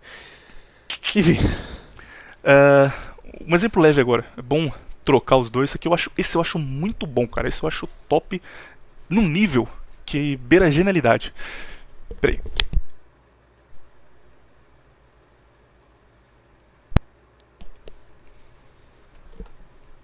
Terminar que eu já falo com você, só um segundo. Não vou cortar isso não, hein? Corta aí, moço. Não você vai terminar. Continuando. Isso eu acho inteligente num nível que beira a genialidade, que é o seguinte. Já contei aqui no Contraversão, mas vou falar de novo em detalhes que eu quero que você comente, porque eu acho muito bom. A Stasi era a polícia da Alemanha Oriental durante a Segunda Guerra Mundial, quer dizer, pós-Segunda Guerra Mundial, e ela estava diretamente ligada à União Soviética. Ela fazia um negócio que deixava as pessoas desacreditadas publicamente, que era o seguinte: digamos que você é um jornalista influente, que você é um músico, que você é alguém que está criticando o governo demais. Ninguém criticava diretamente porque dava muito problema, mas o cara falava, olha, talvez esse ministro aí não seja um bom ministro, tem outras opções, e isso começava a dar problema. A Stasi não podia te matar, não podia sumir com você, porque a gente já estava aqui em 1970, 1980, isso aqui já se tornaria uma coisa pública, pegaria mal. Não dava para fazer o método soviético de 1930 de sumir com o cara do nada. Então eles precisavam desacreditar essa pessoa. O método da Stasi para desacreditar a pessoa era o seguinte: eles clonavam a sua chave, e as pessoas moravam em apartamentos dados pelo governo, todos iguais, então era bem fácil fazer isso. Aquela arquitetura comunista lá, que todos os prédios são iguais, todos os apartamentos são iguais, tudo do mesmo jeito. E quando você saía de casa, eles iam lá e mudavam coisas pequenas na sua casa e faziam isso gradualmente. Então, você saiu da sua casa numa segunda-feira para trabalhar num jornal onde você escreve. Ia lá um oficial da Stasi e pegava o seu sofá e mudava de lugar. E aí você voltava depois do trabalho e você falava, cara, esse sofá, ele ficava aqui, por que ele tá do outro lado? Olhava na porta, não tinha nada arrombado, não tinha nada demais. Nossa, que estranho isso aí, mas beleza. Aí você arrumava o sofá, continuava tudo de boa. Aí na quinta-feira, ia lá um cara e via que você tava com uma jarra de café cheia. E ele jogava tudo fora. E aí você voltava e falava, cara, essa jarra de café eu enchi antes de ir pro trabalho, eu tenho certeza, porque ela tá vazia agora. Nossa, tô ficando meio maluco, né? Isso ia aumentando até um ponto onde eles já estavam pegando todas as colheres do cara e trocando de lugar com as facas. E depois eles estavam pegando toda a comida da geladeira e levando embora. E aí o cara falava, nossa, mas eu comprei comida uma semana atrás, já não tem nada, o que aconteceu? E ele não raciocinava que alguém estava fazendo isso com ele, porque era gradual. Então ele pensava, nossa, se há 3 meses atrás eu esqueci que eu coloquei meu sofá num lugar diferente, tudo bem agora eu esquecer que eu não comprei comida. Realmente eu devo estar ficando maluco. Isso levava as pessoas à loucura ao ponto que elas passavam a ser vistas publicamente como loucas. Falavam, esse cara que ele tá falando não tem sentido nenhum. Porque o cara começava a duvidar da própria sanidade, ou ele saía do emprego onde ele estava e ia para uma casa de campo ficar isolado, tentar não perder completamente o pouco de sanidade que ele ainda tinha, né? Porque ele não sabia o que estava acontecendo. Ou ele realmente começava a ficar louco e deixava isso claro no trabalho e as pessoas só desacreditavam. E a partir daí, se ele descobrisse alguma coisa, se ele falasse algo, ele só seria tratado como maluco. Eu falava, tá, esse cara aí da teoria da conspiração aí, de novo, em falar, nossa, o cara não sabe nem explicar as ideias dele, que doido. E você garantia que o governo não fosse criticado sem fazer nada que deixasse traços, que deixasse marcas, sem torturar o cara fisicamente, só zoando a cabeça deles. Eu acho isso aqui uma evolução daquele método inicial de fazer os caras cristãos ultraconservadores ortodoxos terem o risco de verem uma mulher nua que não fosse a esposa deles e irem pro inferno. Isso aqui é uma evolução porque também é uma tortura mental muito boa, mas que é bem pensada. Você tem que ter um mecanismo forte por trás para fazer funcionar. Gostou dele, Virato? Esse é um top método de tortura? É. Não é não, cara. Isso aqui você vai ter que comentar porque esse é bom, não veio não. Eu não sei o que comentar, fala pra você. Já disse tudo que tem pra dizer, o que você quer que eu fale? Então vou falar de um outro método de tortura aqui. Não, pô, só você pra falar? Fala então. Pode falar, você não gostou do tema, mas você não tinha nenhum pra falar. Não, eu tenho. Se tem de cabeça, cara, mesmo se você não gosta, pode falar. Bom, tem um que eu acho muito interessante que é do mundo antigo, obviamente, que é chamado de touro de bronze. Você conhece o touro de bronze? Isso é maneiro também. Eu na acho... Grécia, né? Creio que sim. Era usado na Grécia, não sei se foi inventado na Grécia. Uhum.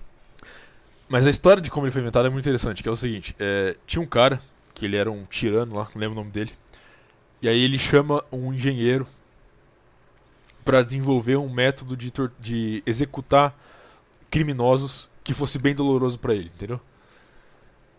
E aí o cara, ele cria lá o touro de bronze, que nada mais é do que uma estátua de bronze de um touro, que é oca por dentro. E aí você coloca a pessoa dentro da estátua de bronze, tem um buraco ali que você abre, enfia a pessoa dentro e acende uma fogueira embaixo da estátua. A estátua vai começar a ficar muito quente, o cara vai obviamente morrer lá dentro. Só que aí o cara não morre rápido, ele morre devagar e ele começa a gritar. E conforme o cara grita, sai fumaça e barulho pelo nariz da estátua do touro, parecendo que é um touro rugindo, certo? E aí quando o inventor lá, chamado por esse rei aí pra inventar os negócios, quando ele fala isso, ele mostra pro rei, não, ele fala um negócio do tipo, os gritos patéticos deles vão sair pelo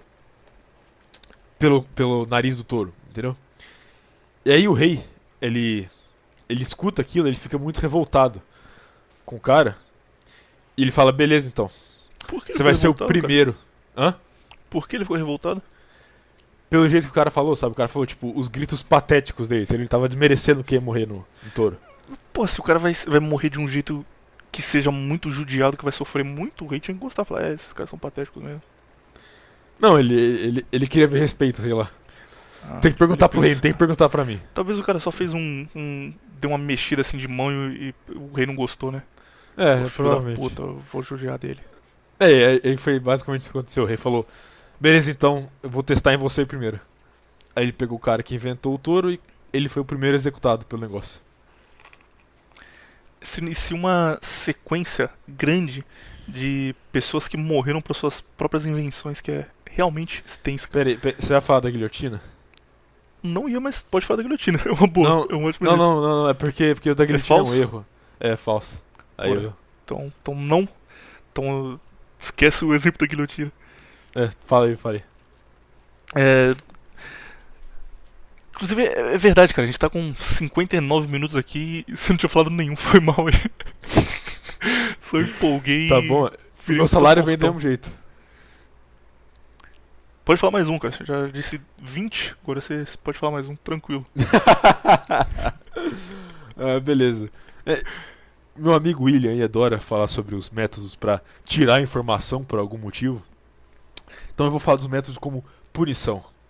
Então, como você mencionou vikings aí, sem motivo nenhum, vou pegar um método deles então. Que é bem famoso, bem popular. Provavelmente a maioria aí deve conhecer, que é o chamado de águia sangrenta. Que de novo era um método de execução para não necessariamente criminosos, mas pessoas que eram vistas como criminosos. Não era, por exemplo, traidores. Traidores era muito comum. Pessoas que violassem templos era muito comum. Pessoas que sujassem o nome de algum deus era muito comum, esse tipo de coisa. O águia sangrenta era nada mais do que você colocar um cara de joelho, acorrentar as mãos dele abertas, entendeu? E aí um cara vinha e cortava as costelas dele por trás, nas costas, entendeu? Separava a coluna, a liga da costela com a coluna. Aí o cara abria tudo aquilo ali e como o cara tava de braço aberto acorrentado, a costela ia para os lados e saía muito sangue. Então parecia que ele era tipo uma águia com asa feita de sangue, entendeu? Era meio que um espetáculo para eles também. Mas tá aí, um método de tortura que de novo era uma punição, era um método de execução. Outro método também que era semelhante a esse, não semelhante a esse, mas a ideia é semelhante, era dos povos germânicos, que eles costuravam a boca dos caras. Geralmente isso era feito por quem violasse pessoas, certo? Se o cara estuprasse alguém, homem ou mulher, ou fizesse alguma coisa com uma criança, eles faziam isso. Que era costurar a boca do cara, e aí eles jogavam o cara numa coisa que chama, acho que é turfa em português que chama, né? Que é tipo de um pântano. Enfim, eles amarravam pedra no cara e deixavam o cara descendo devagar naquela turfa com a boca amarrada. Basicamente de se afogar. É isso, afogamento. Outra coisa também que é punição executiva, punição de execução, é crucificação, entendeu? Obviamente, uma figura muito famosa, né? Não tem como descrever a figura. Jesus Cristo foi crucificado pelo método que os romanos usavam para executar criminosos novamente. No mundo antigo, até no mundo pré-histórico, é muito comum esse método. Você torturar uma pessoa antes de você executar ela de acordo com o crime que ela cometesse. Entendeu? Então a maior parte dos métodos de tortura pela história vai ser só isso. Vai ser um método de punição para alguém que fez algo que alguém julgou que é errado. Eles começam muito literais. O primeiro livro de leis do mundo chamava Código de Hammurabi, que era um livro que é famoso pelo olho por olho e dente por dente, que dizia que se, por exemplo, você ferir um cara e furar o olho dele injustamente, ele tem o direito de furar o seu olho. Se você furasse o olho de alguém e você tivesse uma morte natural depois, você fugisse, ele tinha o direito de furar o olho de alguém da sua família. E porque você fez isso pra ele. Se você quebrasse o dente de alguém, ele tinha o direito de quebrar o seu dente ou o dente de alguém da sua família. E esse código também fazia, por exemplo, se você fosse punido por roubo, a punição era cortar a mão. Então era um negócio muito literal. Se você chutava uma coisa que era sagrada, eles cortavam sua perna decepada. E aí isso vai evoluindo até chegar a coisas que não são mais tão literais assim. O início da tortura fez uma coisa errada, paga diretamente da forma mais não literal, mas tipo, da forma mais direta possível ao crime que você cometeu, pelo que você fez. Inclusive eu não lembrava que crucificação entra na lista de métodos de tortura, cara. Verdade isso aí. Um negócio que tá tão na nossa sociedade, tipo, tem uma cruz aí, beleza, que a gente não lembra que é um método de tortura. Exato. E outra coisa, né? Que nem você falou, a tortura começa sendo algo literal e acaba sendo algo pra extrair informação. Tem uma específica, que essa aqui eu queria ouvir o seu High IQ em ação, que eu não consigo entender, cara. Ela é muito famosa, é muito usada hoje em dia, inclusive, mas eu não sei por que é usada e por que funciona. É muito usada contra soldados, eu não sei exatamente a razão por trás, talvez o Virato explique pra gente aí. Waterboarding? Mas a falsa execução que eles fazem. Eles pegam um grupo de soldados e eles querem extrair informação, por exemplo, onde está o seu batalhão, ou qual é a sua próxima missão, para onde vocês vão daqui a uma semana. Eles querem saber alguma coisa para ter uma vantagem contra o inimigo durante uma guerra. E eles deixam esse soldado preso e em algum momento eles pegam o cara, levam ele pro meio do mato e fingem que vão executar ele. Só que isso é levado até o fim. Então, tipo, eles pedem pro cara se ajoelhar, ficam, nossa, você vai falar onde vocês vão? Onde vocês vão? Não posso falar, não sei de nada. E aí eles colocam uma arma sem nenhuma bala, puxam o gatilho, aí o cara ouve aquele clique da arma vazia, levantam ele e levam de volta pra cela. E por alguma razão, depois disso, as pessoas falam o que elas sabem. Então, tipo, se o cara realmente sabia e ele não conta, quando ele passa pela falsa execução, ele tá bom, agora entra no jeep e vamos embora. Chega lá, ele só conta e abre mão de guardar o segredo que ele tava querendo proteger com a própria vida. Por que você acha que isso acontece, cara? Tem alguma ideia psicológica de como isso funciona? O cara só desiste ou ele vê que ele teve uma segunda chance? Por que a turma conta depois de ser falsamente executado, sendo que eles nem sofreram nada fisicamente tão forte? Provavelmente o cara deve ter passado por alguma experiência de pré-morte, sabe? E ali o cara pensou, o que vale mais, a minha vida ou essa informação? Entendeu? Ah, verdade. Faz todo sentido. Ou ele, tipo, quando não morreu, ele, mesmo que ele não passe pela experiência, ele vai pensar isso automaticamente, né? Ou talvez ele, tipo assim, alguém convence ele que ele morreu. Tipo assim, o ato convence ele de que ele morreu e aí alguma coisa acontece com o cérebro dele semelhante ao que aconteceria com alguém morto, entendeu? Uhum. E aí ele não gosta do que aconteceu e ele simplesmente fala. Não sei, Bom. eu teria que passar por isso pra dizer. Tem uma outra versão disso, mas que é mais óbvio que funciona, que é também a falsa execução, mas eles pegam, tipo, pegam dois soldados e levam cada um para um lado, começam a bater em um deles, também começam a bater no outro. Onde quer essa informação aqui, você vai entregar ela? O cara, não vou entregar, não sei de nada. E aí eles fazem a falsa execução do lado oposto. Então, tipo, eles dão um tiro pro alto. E aí o cara que está ainda sendo torturado, ele pensa, peraí, meu amigo não falou nada e ele foi morto agora e por isso ele conta. Isso é comum, mas aí é óbvio que o cara tá com medo de morrer. Mas esse específico de a pessoa que passou pela falsa execução contar é mais intrigante. Tem até... Não sei, com certeza você já deve saber, mas é o terceiro filme da trilogia do Batman, do Nolan. No começo, quando eles estão no avião com o Bane, sabe? Uhum. E aí o cara tá interrogando os caras. Sim. A cena Aí... do For You. Exato. You're a big guy. Exato. Aí ele dá um tiro no maluco, entendeu? E aí ele tá tentando interrogar os caras, estão todos encapuzados, ele dá um tiro pro alto, entendeu? Pra fingir que o cara executou eles. E aí o Bane vira e pergunta pra ele. Ele deve estar se perguntando o que você ia tirar alguém antes de jogar ele do avião. Eles estão no avião. Não lembrava dessa cena não, cara.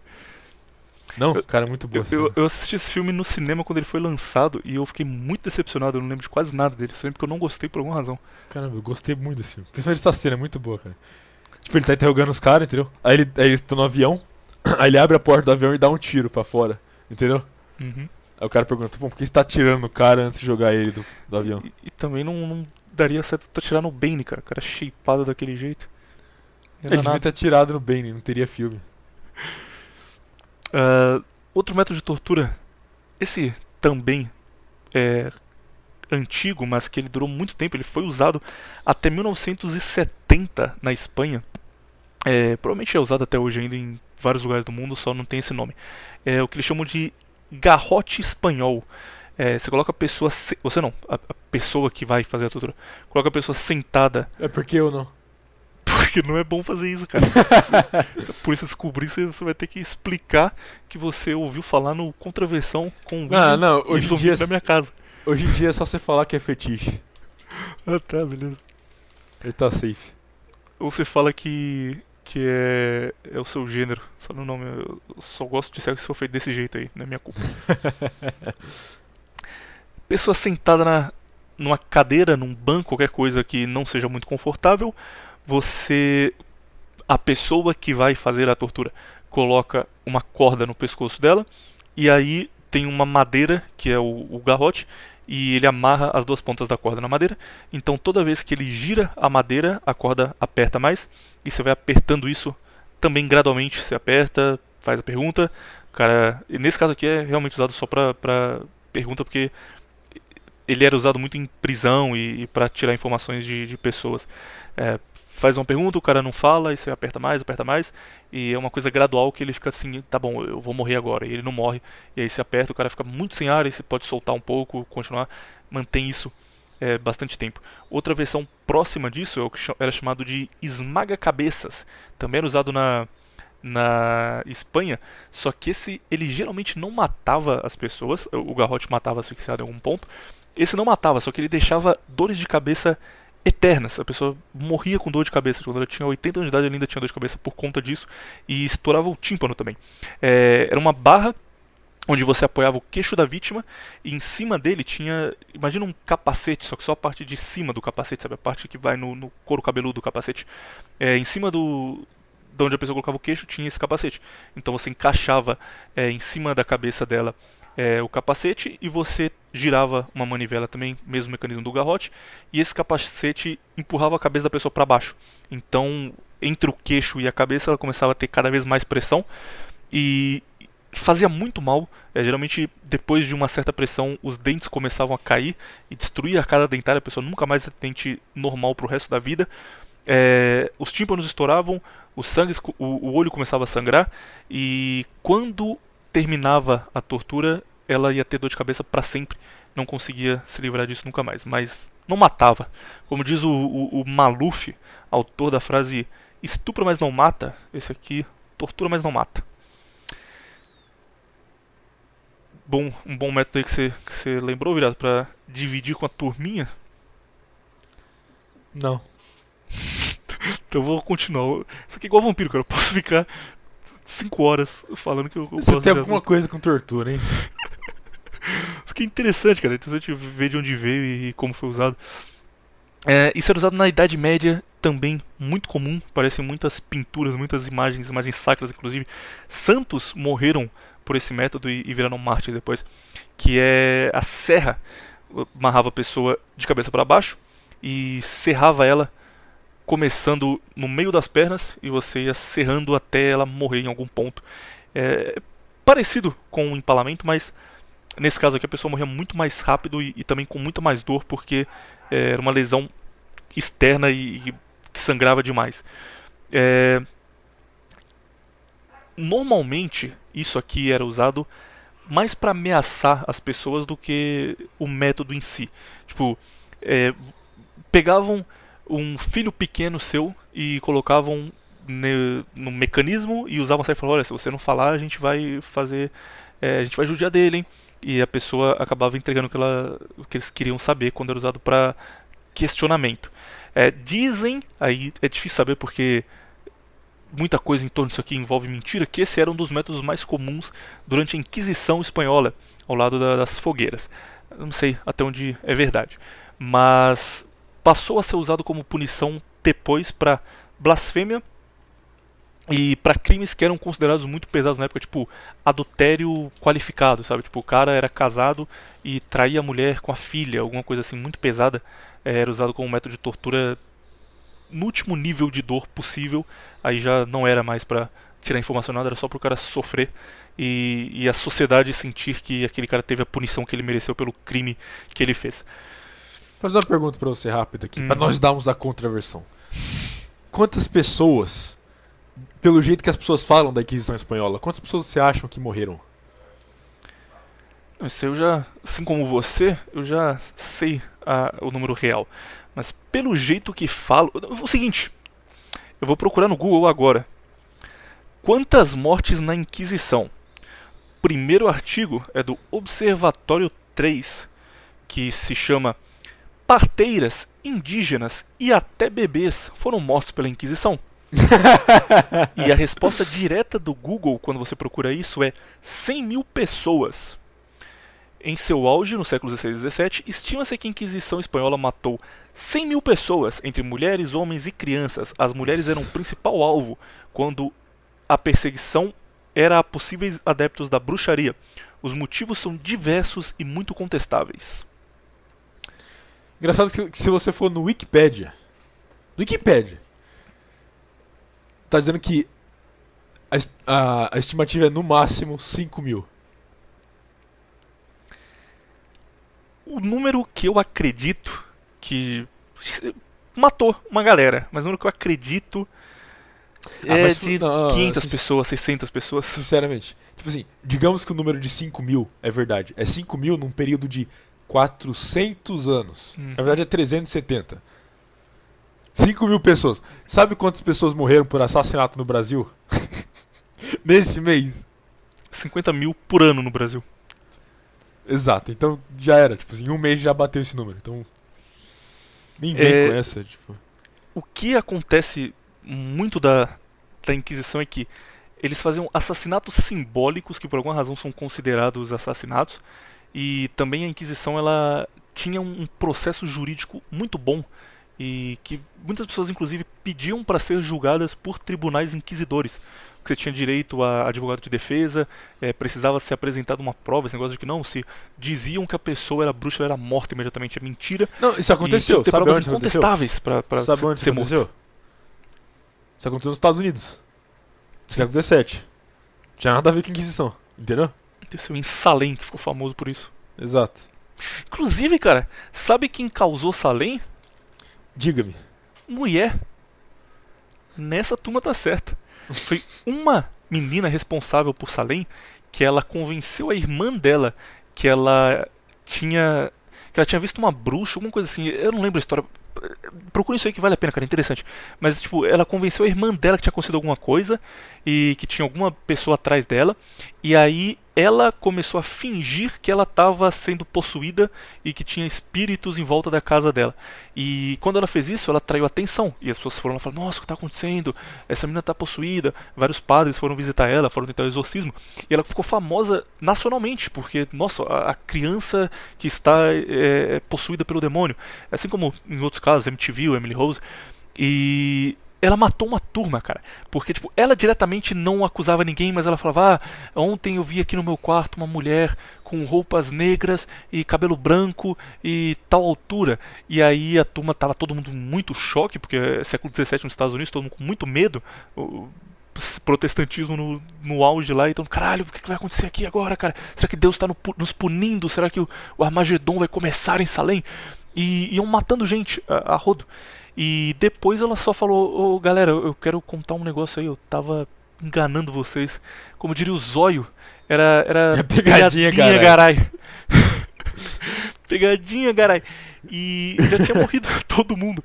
E, inclusive, hoje em dia, aí depende do que você acredita. Como eu sou um seguidor do menino Spooky House, eu acredito no que ele fala a partir de agora, porque o cara tem carisma LOL e tem shape. Mas ele diz que Salem hoje é uma cidade amaldiçoada. Hoje, se você vai lá e é sensitivo, você vai ouvir voz e vai ter essas coisas que ela dizia que tinha. Porque por ela falar que isso acontecia e eles terem matado muita gente inocente, tem um ponto em Salem onde eles enforcavam 30 pessoas por dia durante um mês. E aí eles pegavam os corpos e só jogavam lá de lado e traziam mais gente. E falavam: não, enquanto o demônio não sair do corpo da menina, a gente vai continuar matando aqui, porque alguém é responsável por isso. E eles só pegavam os corpos e jogavam lá do lado. E aí hoje em dia não, né, sei lá, alguns séculos depois, eles fizeram um parquinho de criança lá pra ficar bonito. Não, o que é isso? A gente matou gente, mas agora tem um parquinho aí pra vocês comemorarem. E esse parque é um dos pontos que a turma disse que é amaldiçoada. Mas virou amaldiçoado porque a menina inventou que era amaldiçoado e fez a roda girar e agora realmente é. Mas mulher, de vez em quando, realmente tá por trás dos problemas do mundo, cara. Nesse caso aí é verdade. Só nesse caso? Só nesse caso. De resto, se você falar que elas são responsáveis, o tapetinho vai retirar seu bom dia. Ai, William. Esse Blue Pill. Ou você recebe bom dia do tapetinho, ou você fala mal de mulher, cara.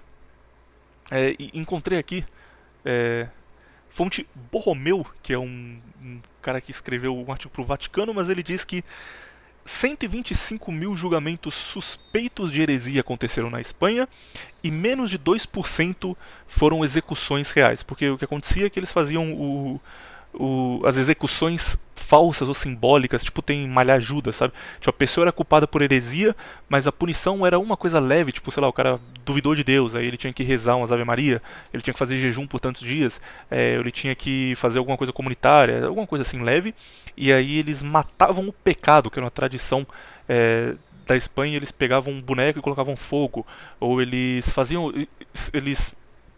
alguma coisa que simbolizava o pecado e matavam ou queimavam esse símbolo e não a pessoa em si. Mas isso é tudo dado como mortes da Inquisição. Então a turma amplifica o que aconteceu de verdade.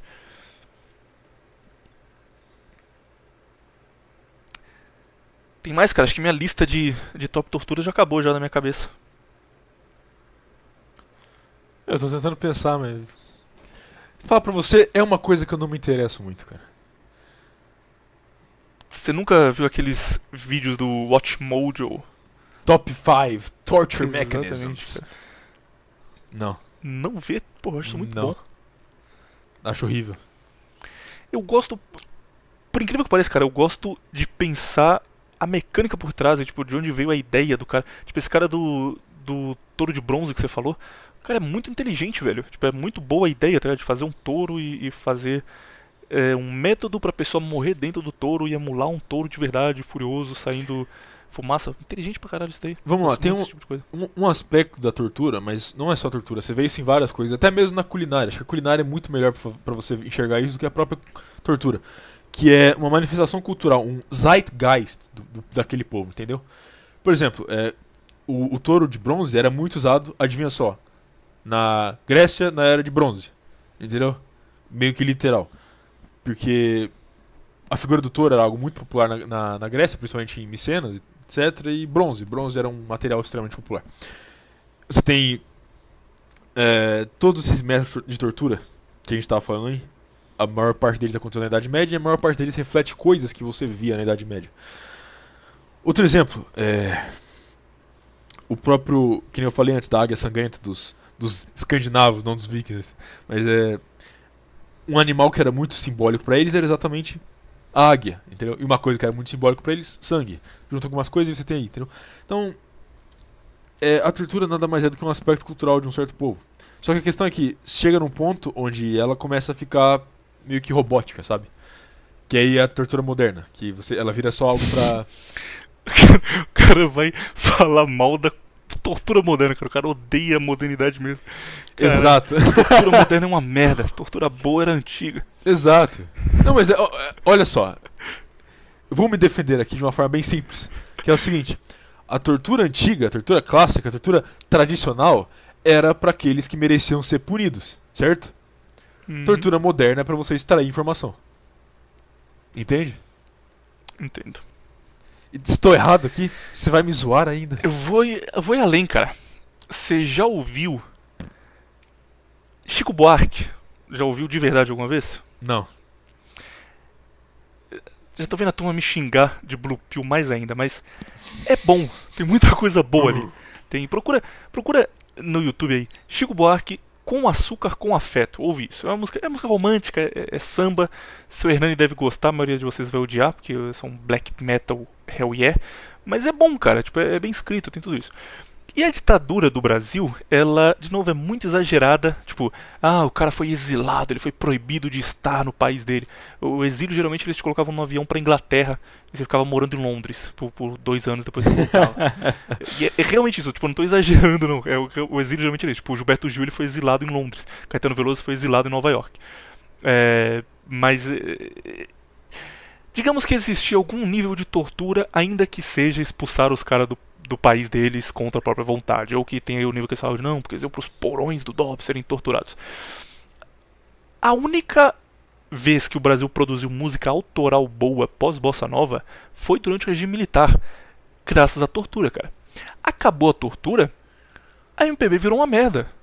Vai ouvir Maria Gadu, vai ouvir o que é MPB hoje em dia? Luísa Sonsa, porra, cara, é uma merda. Quando pararam de torcer o dedinho da turma, a música ficou ruim. Porque os caras não têm motivação mais. Imagina você saindo de uma sessão de tortura puto falando, cara, vou escrever uma letra foda agora pra esses filhos da puta vão ver, eu vou mandar real pra eles agora que eles fizeram, judiaram de mim. O cara vai estar empolgado, vai estar motivado. Agora imagina a Maria Gadu, ela acorda e fala, eu vou tocar aqui um chimbalaia no meu violãozinho. Não tem motivação, cara, não tem ódio mais. Então, tem a questão cultural da tortura contribuindo pra música popular brasileira. E talvez nós precisamos trazer isso de volta aí, cara. Toda lésbica que quiser comprar um violão vai ter que cortar um dedo fora, igual a Yakuza, pra depois poder tocar. Mas como é que ela vai tocar sem um dedo? Talvez tenha que mudar o método. Não foi muito bem pensado, mas... Tem que ser do pé, tem que ser do pé. Bolsonaro, se tiver aí, nosso ouvinte, sei que você ouve toda semana. Reforme o DOPS. Pensa nessa ideia, cara. Reforma o DOPS. Coisa importante sobre a ditadura também que eu gosto de contar pra turma, cara. Existia um negócio no Brasil chamado CCC, Comando de Caça ao Comunista, que era um grupo paramilitar que procurava comunistas que estavam fugidos do regime militar. Então, tipo, o cara ia para Araguaia, ele cometia um crime e matava um político em algum outro lugar, matava um policial e ele fugia e ia pro interior de São Paulo, ia pra Bauru, sei lá. E existiam pessoas que geralmente eram jovens das faculdades privadas mais ricas aqui de São Paulo, do Mackenzie, da PUC, das faculdades, que eles se juntavam. Eles faziam propaganda anticomunista e, além de fazer propaganda anticomunista, eles caçavam os comunistas. Em alguns momentos eles realmente pegavam armas e iam atrás desses caras porque tinham denúncias que eles estavam em tais cidades e matavam os caras ou denunciavam pra polícia depois e garantiam, realmente tem tal cara lá que tá fugido. O CCC foi bem grande aqui no Brasil. Tem uma música do Comando Blindado, Volta CCC, pedindo pra esses caras salvarem a gente aí. Mas, sabe quem participou do CCC e quem foi um dos fundadores do CCC? Boris Casoy, da Band, que hoje em dia é um puta tio, cara, um velhinho lá, falando boa noite. Esteve por trás do CCC e botou comunista pra mamar durante alguns anos aí. Demorei pra descobrir isso, mas quando eu descobri eu passei a gostar um pouco mais dele. Isso você não sabia, né, cara? Agora eu consegui. Não sabia não. Como é boa a sensação da vitória. Consegui depois de 13 semanas falar um negócio que você não sabia. Que exagero. Boris Casoy, pra ser honesto aqui, ele fazia parte do núcleo de propaganda do CCC. Ele já era jornalista na época já. E ele escrevia artigos contra o comunismo, ele falava os males do comunismo no mundo. Mas, ao menos, não se tem notícia, não sei se ele fez nome, mas não se tem notícia dele ter praticado algum ato na vida real, dele ter caçado o comunista de verdade. Mas ele fazia propaganda pra quem fazia isso. Então, tava lá, tava na turma. Último método de tortura, só pra não deixar passar. Iron Maiden, que é o nome da banda, do conjunto musical, tem uma versão europeia disso e que foi usada em isso não lembro, mas 1100 ou 1200, 1000 e alguma coisa, que era o Judas Priest, que também virou nome de banda. É muito parecido, só que era a versão sem muito ímpeto, sem muita vontade de fazer um bagulho bem feito. Enquanto o Iron Maiden tinha um sarcófago bem feito, pintado, esculpido pra você fechar a pessoa lá dentro, os Judas Priest eles pegavam uma cadeira normal e colocavam várias tarraxas nela, vários espinhos, aí o cara sentava na cadeira e os braços eram amarrados e com o tempo o corpo dele ia pesando e ele ia afundando mais e doía, mas não vale muito não, cara. Esse aí é um método de tortura nota 2, não acho que conta muito não. Qual que é o top 1? Eu acho que o top 1 é o da Stasi, de tirar as coisas da casa da turma e deixar elas loucas da cabeça. Concordo. Pode ser. Isso é bem pensado, cara. O cara que fez isso, ele tá de parabéns. Muito moderno, mas muito bom. Tem um que é o pior, que eu vejo isso sendo citado, cara, e às vezes me leva a acreditar que talvez o Watchmojo não seja uma boa fonte histórica quando eu vejo isso sendo citado lá. Que os caras colocam em todo o vídeo, cara. Métodos de tortura medievais, tortura da Inquisição. Eles chamam de garfo dos hereges. Existem imagens do que seria o garfo dos hereges. Só que o negócio podia ser usado pra qualquer coisa, sabe? Tipo, é um utensílio que foi encontrado de 5 séculos atrás. Então, foi usado na Inquisição, tá muito claro. É um garfo normal, garfo que você usa pra comer em casa, que ele tem pontas dos dois lados. Então, tipo, o garfo ele tem a parte onde você segura, que é redonda, e tem do outro lado as pontas normais que você usa pra furar alguma coisa e comer. Imagina que os dois lados têm a parte pontuda. Mas não é pontuda, tipo, uma lâmina mínima que vai furar qualquer coisa. É só os dois lados com parte pontuda. Dizem que isso era usado pra prender no pescoço das pessoas. Então eles faziam tipo uma coleira, aquelas coleiras que girl gosta de usar no meio do pescoço. Colocavam aquilo, aí colocavam o garfo dos hereges preso na coleira. Umas pontas dele ficavam no peito da pessoa e as outras pontas ficavam no queixo. E aí ela ficava olhando pra cima o tempo todo, e quando ela começasse a pesar a cabeça, ela ia baixar a cabeça, e aí o garfo ia perfurar ao mesmo tempo o peito e a boca dele, o queixo, né? E aí ele ia entregar o que estivessem pedindo que ele entregasse, ou ele ia morrer de um jeito horrível. Mas isso não mata de um jeito horrível pra começar, porque realmente era um garfinho com 2 centímetros. E não parece ser uma dor tão ruim, cara. Se você pegar um garfo e, sei lá, colocar no seu peito e apertar, você não vai morrer por isso, com o peso da sua cabeça natural. Então eu acho que isso aqui é mentira. E esse eu acho, se foi usado, é o pior método de tortura. Porque, horrível, cara. Parece que foi inventado por... Porra, fazer uma piada aqui feia. Deixa pra lá, não vou fazer não. Vou me autocensurar em homenagem a nossos amigos da Bahia, que eu ia falar que foi inventado por um certo povo que tem preguiça, pelo que a turma diz. Mas você já falou, então. Eu acho isso pior. Qual a sua votação para pior método de todos que foram apresentados hoje? Pior no sentido de menos efetivo ou pior no sentido de dor? Não. Pior de menos efetivo, que não funcionaria. Depende, né? Depende da pessoa. Se for usar por exemplo, de mudar coisa em casa, esqueci o nome da Stasi, não daria muito certo com algumas pessoas, não. Se o cara for bagunceiro, ele nem vai perceber. Né? Exato. Eu não perceberia, eu acho. A não ser que o cara, que nem você falou, tirar comida da minha geladeira, aí eu perceber. Só que eu sabia que tinha alguém em casa, se eu não comi. Se o cara tá perdendo peso e a comida da geladeira sumiu, o cara vai pensar, pô, eu comi tudo aquilo e tô emagrecendo. Verdade. Não. O cara tem que ser meio burro. Tem um negócio interessante da Stasi que é que tinha muito agente, cara. Não sei como eles. Tipo, eles tinham medo de a situação na Alemanha quebrar e a Alemanha deixar de ser comunista e o resto do mundo também caminhar para isso. Então, vários países comunistas investiam muito na Stasi. Tipo, a União Soviética investia na Stasi, o governo chinês investia na Stasi. Todo mundo tinha dinheiro sobrando e mandava para a Stasi, porque eles queriam manter a Alemanha como um foco do comunismo forte na Europa. E durante o auge da Alemanha Oriental, 1980, 82, eles tinham um espião para cada 60 moradores. Isso é um número muito alto, que tipo, nenhuma outra polícia do mundo de espionagem, né, claro, chega nem perto disso. Muita gente realmente devia ser horrível a vida lá, cara. Tem filmes que falam disso, tem um filme famoso chamado A Vida dos Outros, que mostra um cara que trabalhava na Stasi que o trabalho dele era ficar ouvindo ligação telefônica. Será? Será que eles tinham? Será que era difícil? Não, será que era tão ruim assim? Acho que era, cara. Imagina você ter um espião para 60 moradores, uma pessoa te vigiando. O cara pode fazer tudo, ele pode saber com quem está conversando no telefone, onde você vai, mandar a gente na rua, olhar se está tudo certo. É tão diferente de hoje em dia? É verdade. Hoje não precisa, hoje o seu celular faz tudo. Exatamente, pô. Se o governo quiser te prender hoje, ele te prende. Ele só não quer. Talvez não mudou muito não. Agora só tem uma empresa bonitinha fazendo isso. Falando, e vamos lá, não quero ser o advogado do diabo aqui, mas muita coisa do que falam de comunismo é propaganda.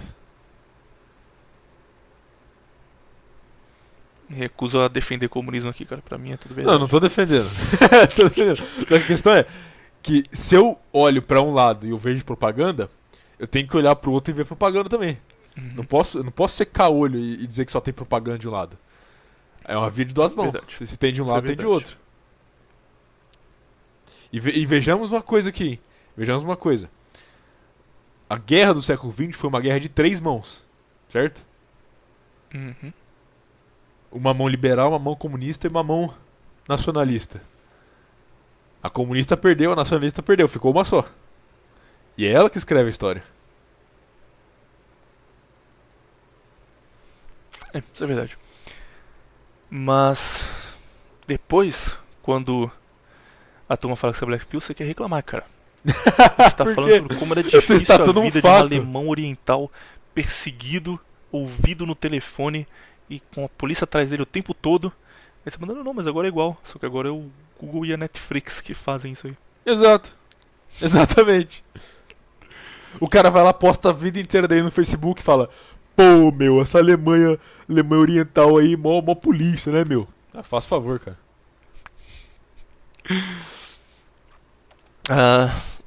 Tem um bom livro aí pra recomendar pra vocês.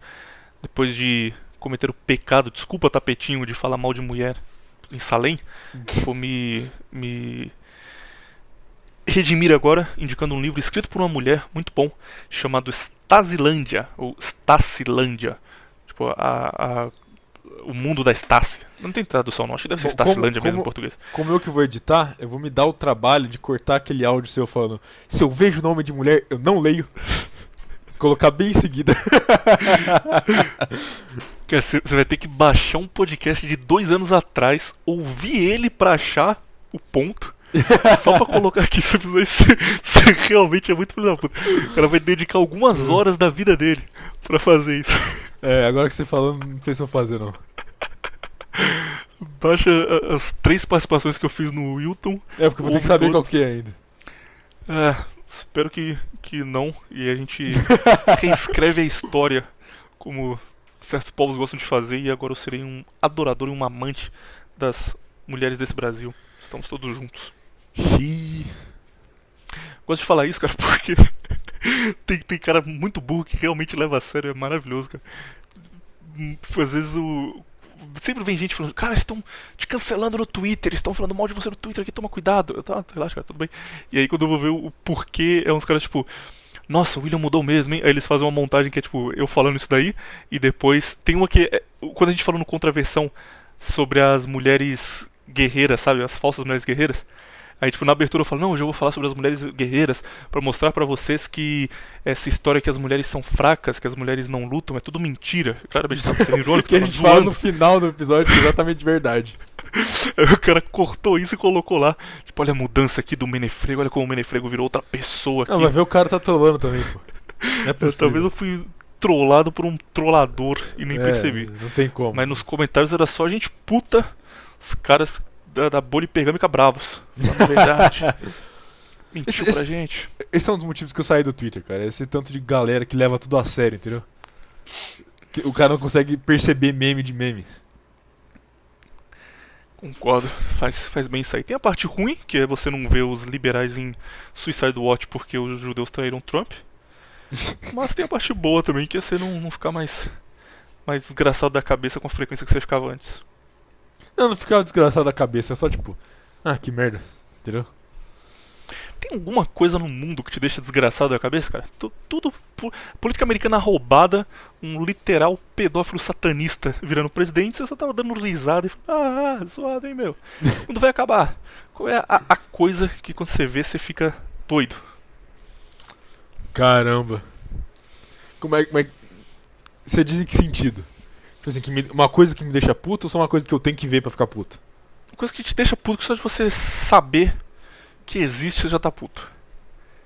Se pensar assim, tipo, essa coisa aí, seu coração dá aquela acelerada bonita. Veganismo. Veganismo? Caralho, eu não esperava nunca essa resposta, cara. Por que não? Pô, porque veganismo não é uma coisa que deixa alguém puto com ódio no coração. Eu fico. Não puto, mas revoltado, vamos lá. Não é nem a questão, tipo assim, não é nem o cara não comer carne. Não tem nada contra o cara que não come carne. Isso aí, ele quer se fuder, o problema é dele, entendeu? Meu problema maior é com aquele vegano que fala o seguinte: eu não como carne pra salvar o mundo, entendeu? Esse cara me deixa bolado. Porque, literalmente, a dieta vegana é tudo menos salvar o mundo. É literalmente a dieta mais tóxica pro meio ambiente que o cara pode ter. E ele faz essa dieta dizendo: não, eu estou salvando o meio ambiente. Entendeu? A Greta Thunberg vai lá: não, eu sou vegana pra salvar os oceanos, entendeu? Hello, gente, vamos se conscientizar. As tartarugas estão morrendo. Essa galera, né? É porque nem o autor mais ecofascista de todos é defender algo como veganismo, entendeu? Mas não, tem que vir lá o adolescente environmentalist, ecossocialista, dizer que não, você não pode comer carne porque é ruim pro meio ambiente. Isso me deixa revoltado, cara. Vamos combinar também que se a tartaruga tá engolindo canudo e metendo a cabeça na lata do Todd, ela também mereceu, né, cara? Porra. Vamos lá, ela tá engasgando num canudo. O que a pessoa bebeu aquele canudo? Sei lá, pode ter bebido qualquer coisa, pode ter bebido um soy milk. Exato, ela pode ter bebido a porra daqueles sucos de 30 mil frutas, que é 100% vegano, não é? E aí? Mas eu ainda acho que a culpa é da tartaruga, cara. Pô, só tem um mínimo de inteligência. Aliás, ó, uma coisa básica. Eu comecei tudo isso aqui falando de veganismo, entendeu? Uhum. Queria isso é uma coisa que eu não vi ninguém no Brasil comentando. Eu falei, não, eu tenho que bater em cima disso. Foi o estopim que fez eu falar, não, tenho que fazer um vídeo falando sobre isso aqui. Exatamente. Essa subcategoria de pessoas que veganos estão no meio, que são pessoas que querem salvar o mundo inteira, me deixa puto em todos os níveis, cara. Cara que quer salvar o mundo, tem muito isso em Twitter também, em rede social. Tipo, eu acho que tem mais do que eu já vi, porque eu criei um Twitter há um ano pra falar com o Viriato e mandar uma mensagem e não usei mais. Mas tenho certeza que existe, porque tem gente que larpa demais, que é o seguinte: pessoas que querem salvar o mundo com, sei lá, oração. Vamos fazer uma oração, gente, hoje às 8 horas pra salvar o Ocidente, pra salvar o Trump e pra o Biden ser desmascarado. Tem vários dislikes nesse vídeo, pode ter certeza. Pessoas que querem salvar o mundo com coisas tipo, não, vamos ter 2 filhos cada um, que aí vai aumentar a popularidade, a densidade populacional. Se tiver 2 filhos, você vai ter salvo o mundo, vai valer a pena. Vamos salvar o mundo deixando de consumir plástico, vamos salvar o mundo, sabe? Coisas assim que o cara acha que ele vai só fazer aquilo e o mundo tá salvo. Porque não só não estará, mas ele tá querendo ficar feliz porque ele tá fazendo algo. Esse é o meu problema. Eu não tenho um problema tanto com o cara querer salvar o mundo. É ele achar que ele consegue sozinho, entendeu? Esse é o seu problema. Ele achar que ele tem o poder. Aquela é a resposta. Entendeu? O cara achar que ele tem o poder de salvar o mundo com essas pequenas ações. Ele não tem, entendeu? Agora vai, já que vai ter dislike mesmo, vamos fundo. A turma que pega umas pautas muito específicas, tipo, gente, todo final de ano soltam fogos no ano novo e o meu cachorro fica muito triste, então, por favor, não soltem fogos, hein? Faz campanha pra isso. Gente, sem fogos, hein? Vamos ajudar os doguinhos, os cachorrinhos. E a pessoa vive falando disso como se fosse uma puta coisa foda. Eu concordo com essa aí. Fogo não serve pra bosta nenhuma. Mas deixa os garotos brincar, como diz. Não deixa filósofo. Não. Coisa de... Nossa, você tá no estado de São Paulo? Não tô falando só você, tô falando com o ouvinte também. Você está no estado de São Paulo? Eu te garanto que não interessa o estado, a parte do estado que você tá. Você com certeza já escutou a seguinte coisa. Exatamente isso aqui. Vai, Corinthians! Tô errado? Direto, jogo do Coringão, tá aí, ó. Domingo, você tá com a sua camisa no ombro ali, aquela camisa do Tevez de 2007, dando um rolê de chinerai no bairro, se fuder. ouvindo os fogos no ar. Você nunca teve essa experiência, cara? Se não, você não teve, você não é um paulista de verdade. Não, toda vez que eu escuto a porra de um vai Corinthians, eu quero carregar uma arma. Muito, mas você não tá morando em São Paulo, cara, enganaram você. Todo paulista já passou por isso em algum momento da vida, cara. Todo paulista é corintiano, então. Deu uma acelerada na chinerai bonita, sem escapamento, é claro, né? Se for mais boy, você vai ter uma XT, mas se não, você tem uma moto pobrão mesmo. Sem escapamento, fazer aquele pau, pro Viriato ficar puto. Inclusive, faça isso, cara. Tira o escapamento da sua moto e gritem vai Corinthians só pra deixar o Viriato puto.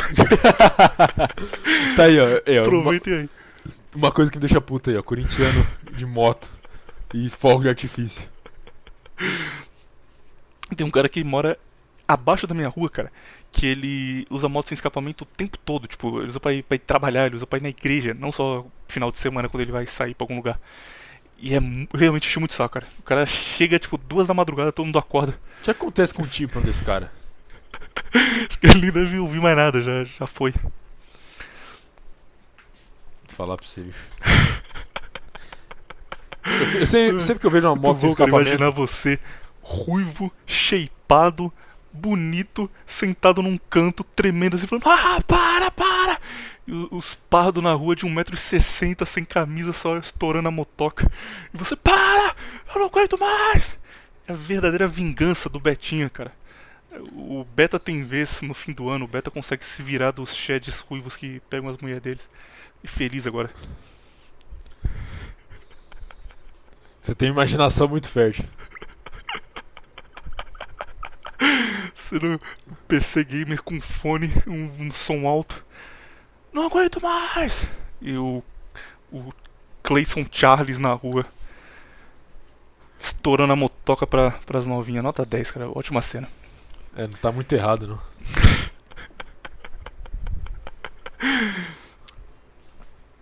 Podia falar que você é ruivo aqui ou não pode? Qualquer coisa você corta aí, cara. De onde você tirou que eu sou ruivo? Eu já vi foto sua já no Zap. É, você conseguiu. Consegui entrar pro hall das pessoas escolhidas. The Chosen Ones. Vamos embora? Pra onde? Vamos terminar o episódio aí, já. 1h45. Tá bom, termina aí. Ter que ir pra academia hoje. Deixa eu ver que horas são, já são 8h30, 8h40. Voltar da academia eu vou ter que fazer um treinamento online de AD. Pequeníssimo dia. Queria só ficar de boa jogando Genshin Impact. Acabou agora, acabou a vida de Nietzsche, acabou a vida de gamer. Agora é só dor e sofrimento. Veja pelo lado bom, você vai poder comprar sua moto e tirar escapamento. E andar no seu bairro aí final do ano. Com certeza, pode vir. Esse é o meu novo plano. O próximo encontro de ouvintes é no bairro do Viriato, pra deixar ele puto. Todo mundo de moto sem escapamento, camisa do Corinthians. E Só rojão. vai quem é pardo, pô. Se for branco, você fica em casa. Você não tem direito a se vingar do Shed. É só pros pardos betinhas. A gente vai se vingar dia 31 de dezembro. É isso. Então, adeus, ouvintes. E espero que você tenha gostado desse tema maravilhoso. Se você quiser fazer um comentário muito bom, mas tem que ser um muito bom, que o Virato vai olhar e falar: nossa, cara, nossa, eu tenho que fazer uma leitura de comentários aqui, porque esse foi top. Deixa aí. E semana que vem a gente está de volta com um novo tema, esse escolhido pelo Viriato. E talvez leitura de comentários no final, se vocês conseguirem esse direito aí. Você acabou de inventar isso agora. Não foi com meu consentimento. Você pode não ter consentido ainda, mas quando você vê o comentário genial que o cara vai fazer. Ah, com certeza, aí sim. Aí eu vou fazer um programa dedicado. Você viu aquele com o cara comentou no seu vídeo de: ei, onde você está me levando, Viriato? Por que você está tirando as calças, Viriato? Oh não, estou todo melado de Red Pills. Sim, tem um motivo porque eu não posto mais, ó. Tá aí. Ai, o cara fica uma semana lendo PDF, fazendo texto sobre bioleninismo e a degeneração do mundo, edita um vídeo, uma semana pra editar o vídeo. Não é tudo isso. Aí vai no ar e o cara manda um: oh, Viriato cu, estou melado de Red Pills. É uma boa piada, vai. Bem memado, como diz você. Pelo menos ele não ficou no e aí, Viriato, William, esquizofrenia. Pelo menos não ficou nisso. Ele foi além, ele pensou. Esse cara mereceu, cara. Se tiver um comentário nesse nível, a gente lê semana que vem.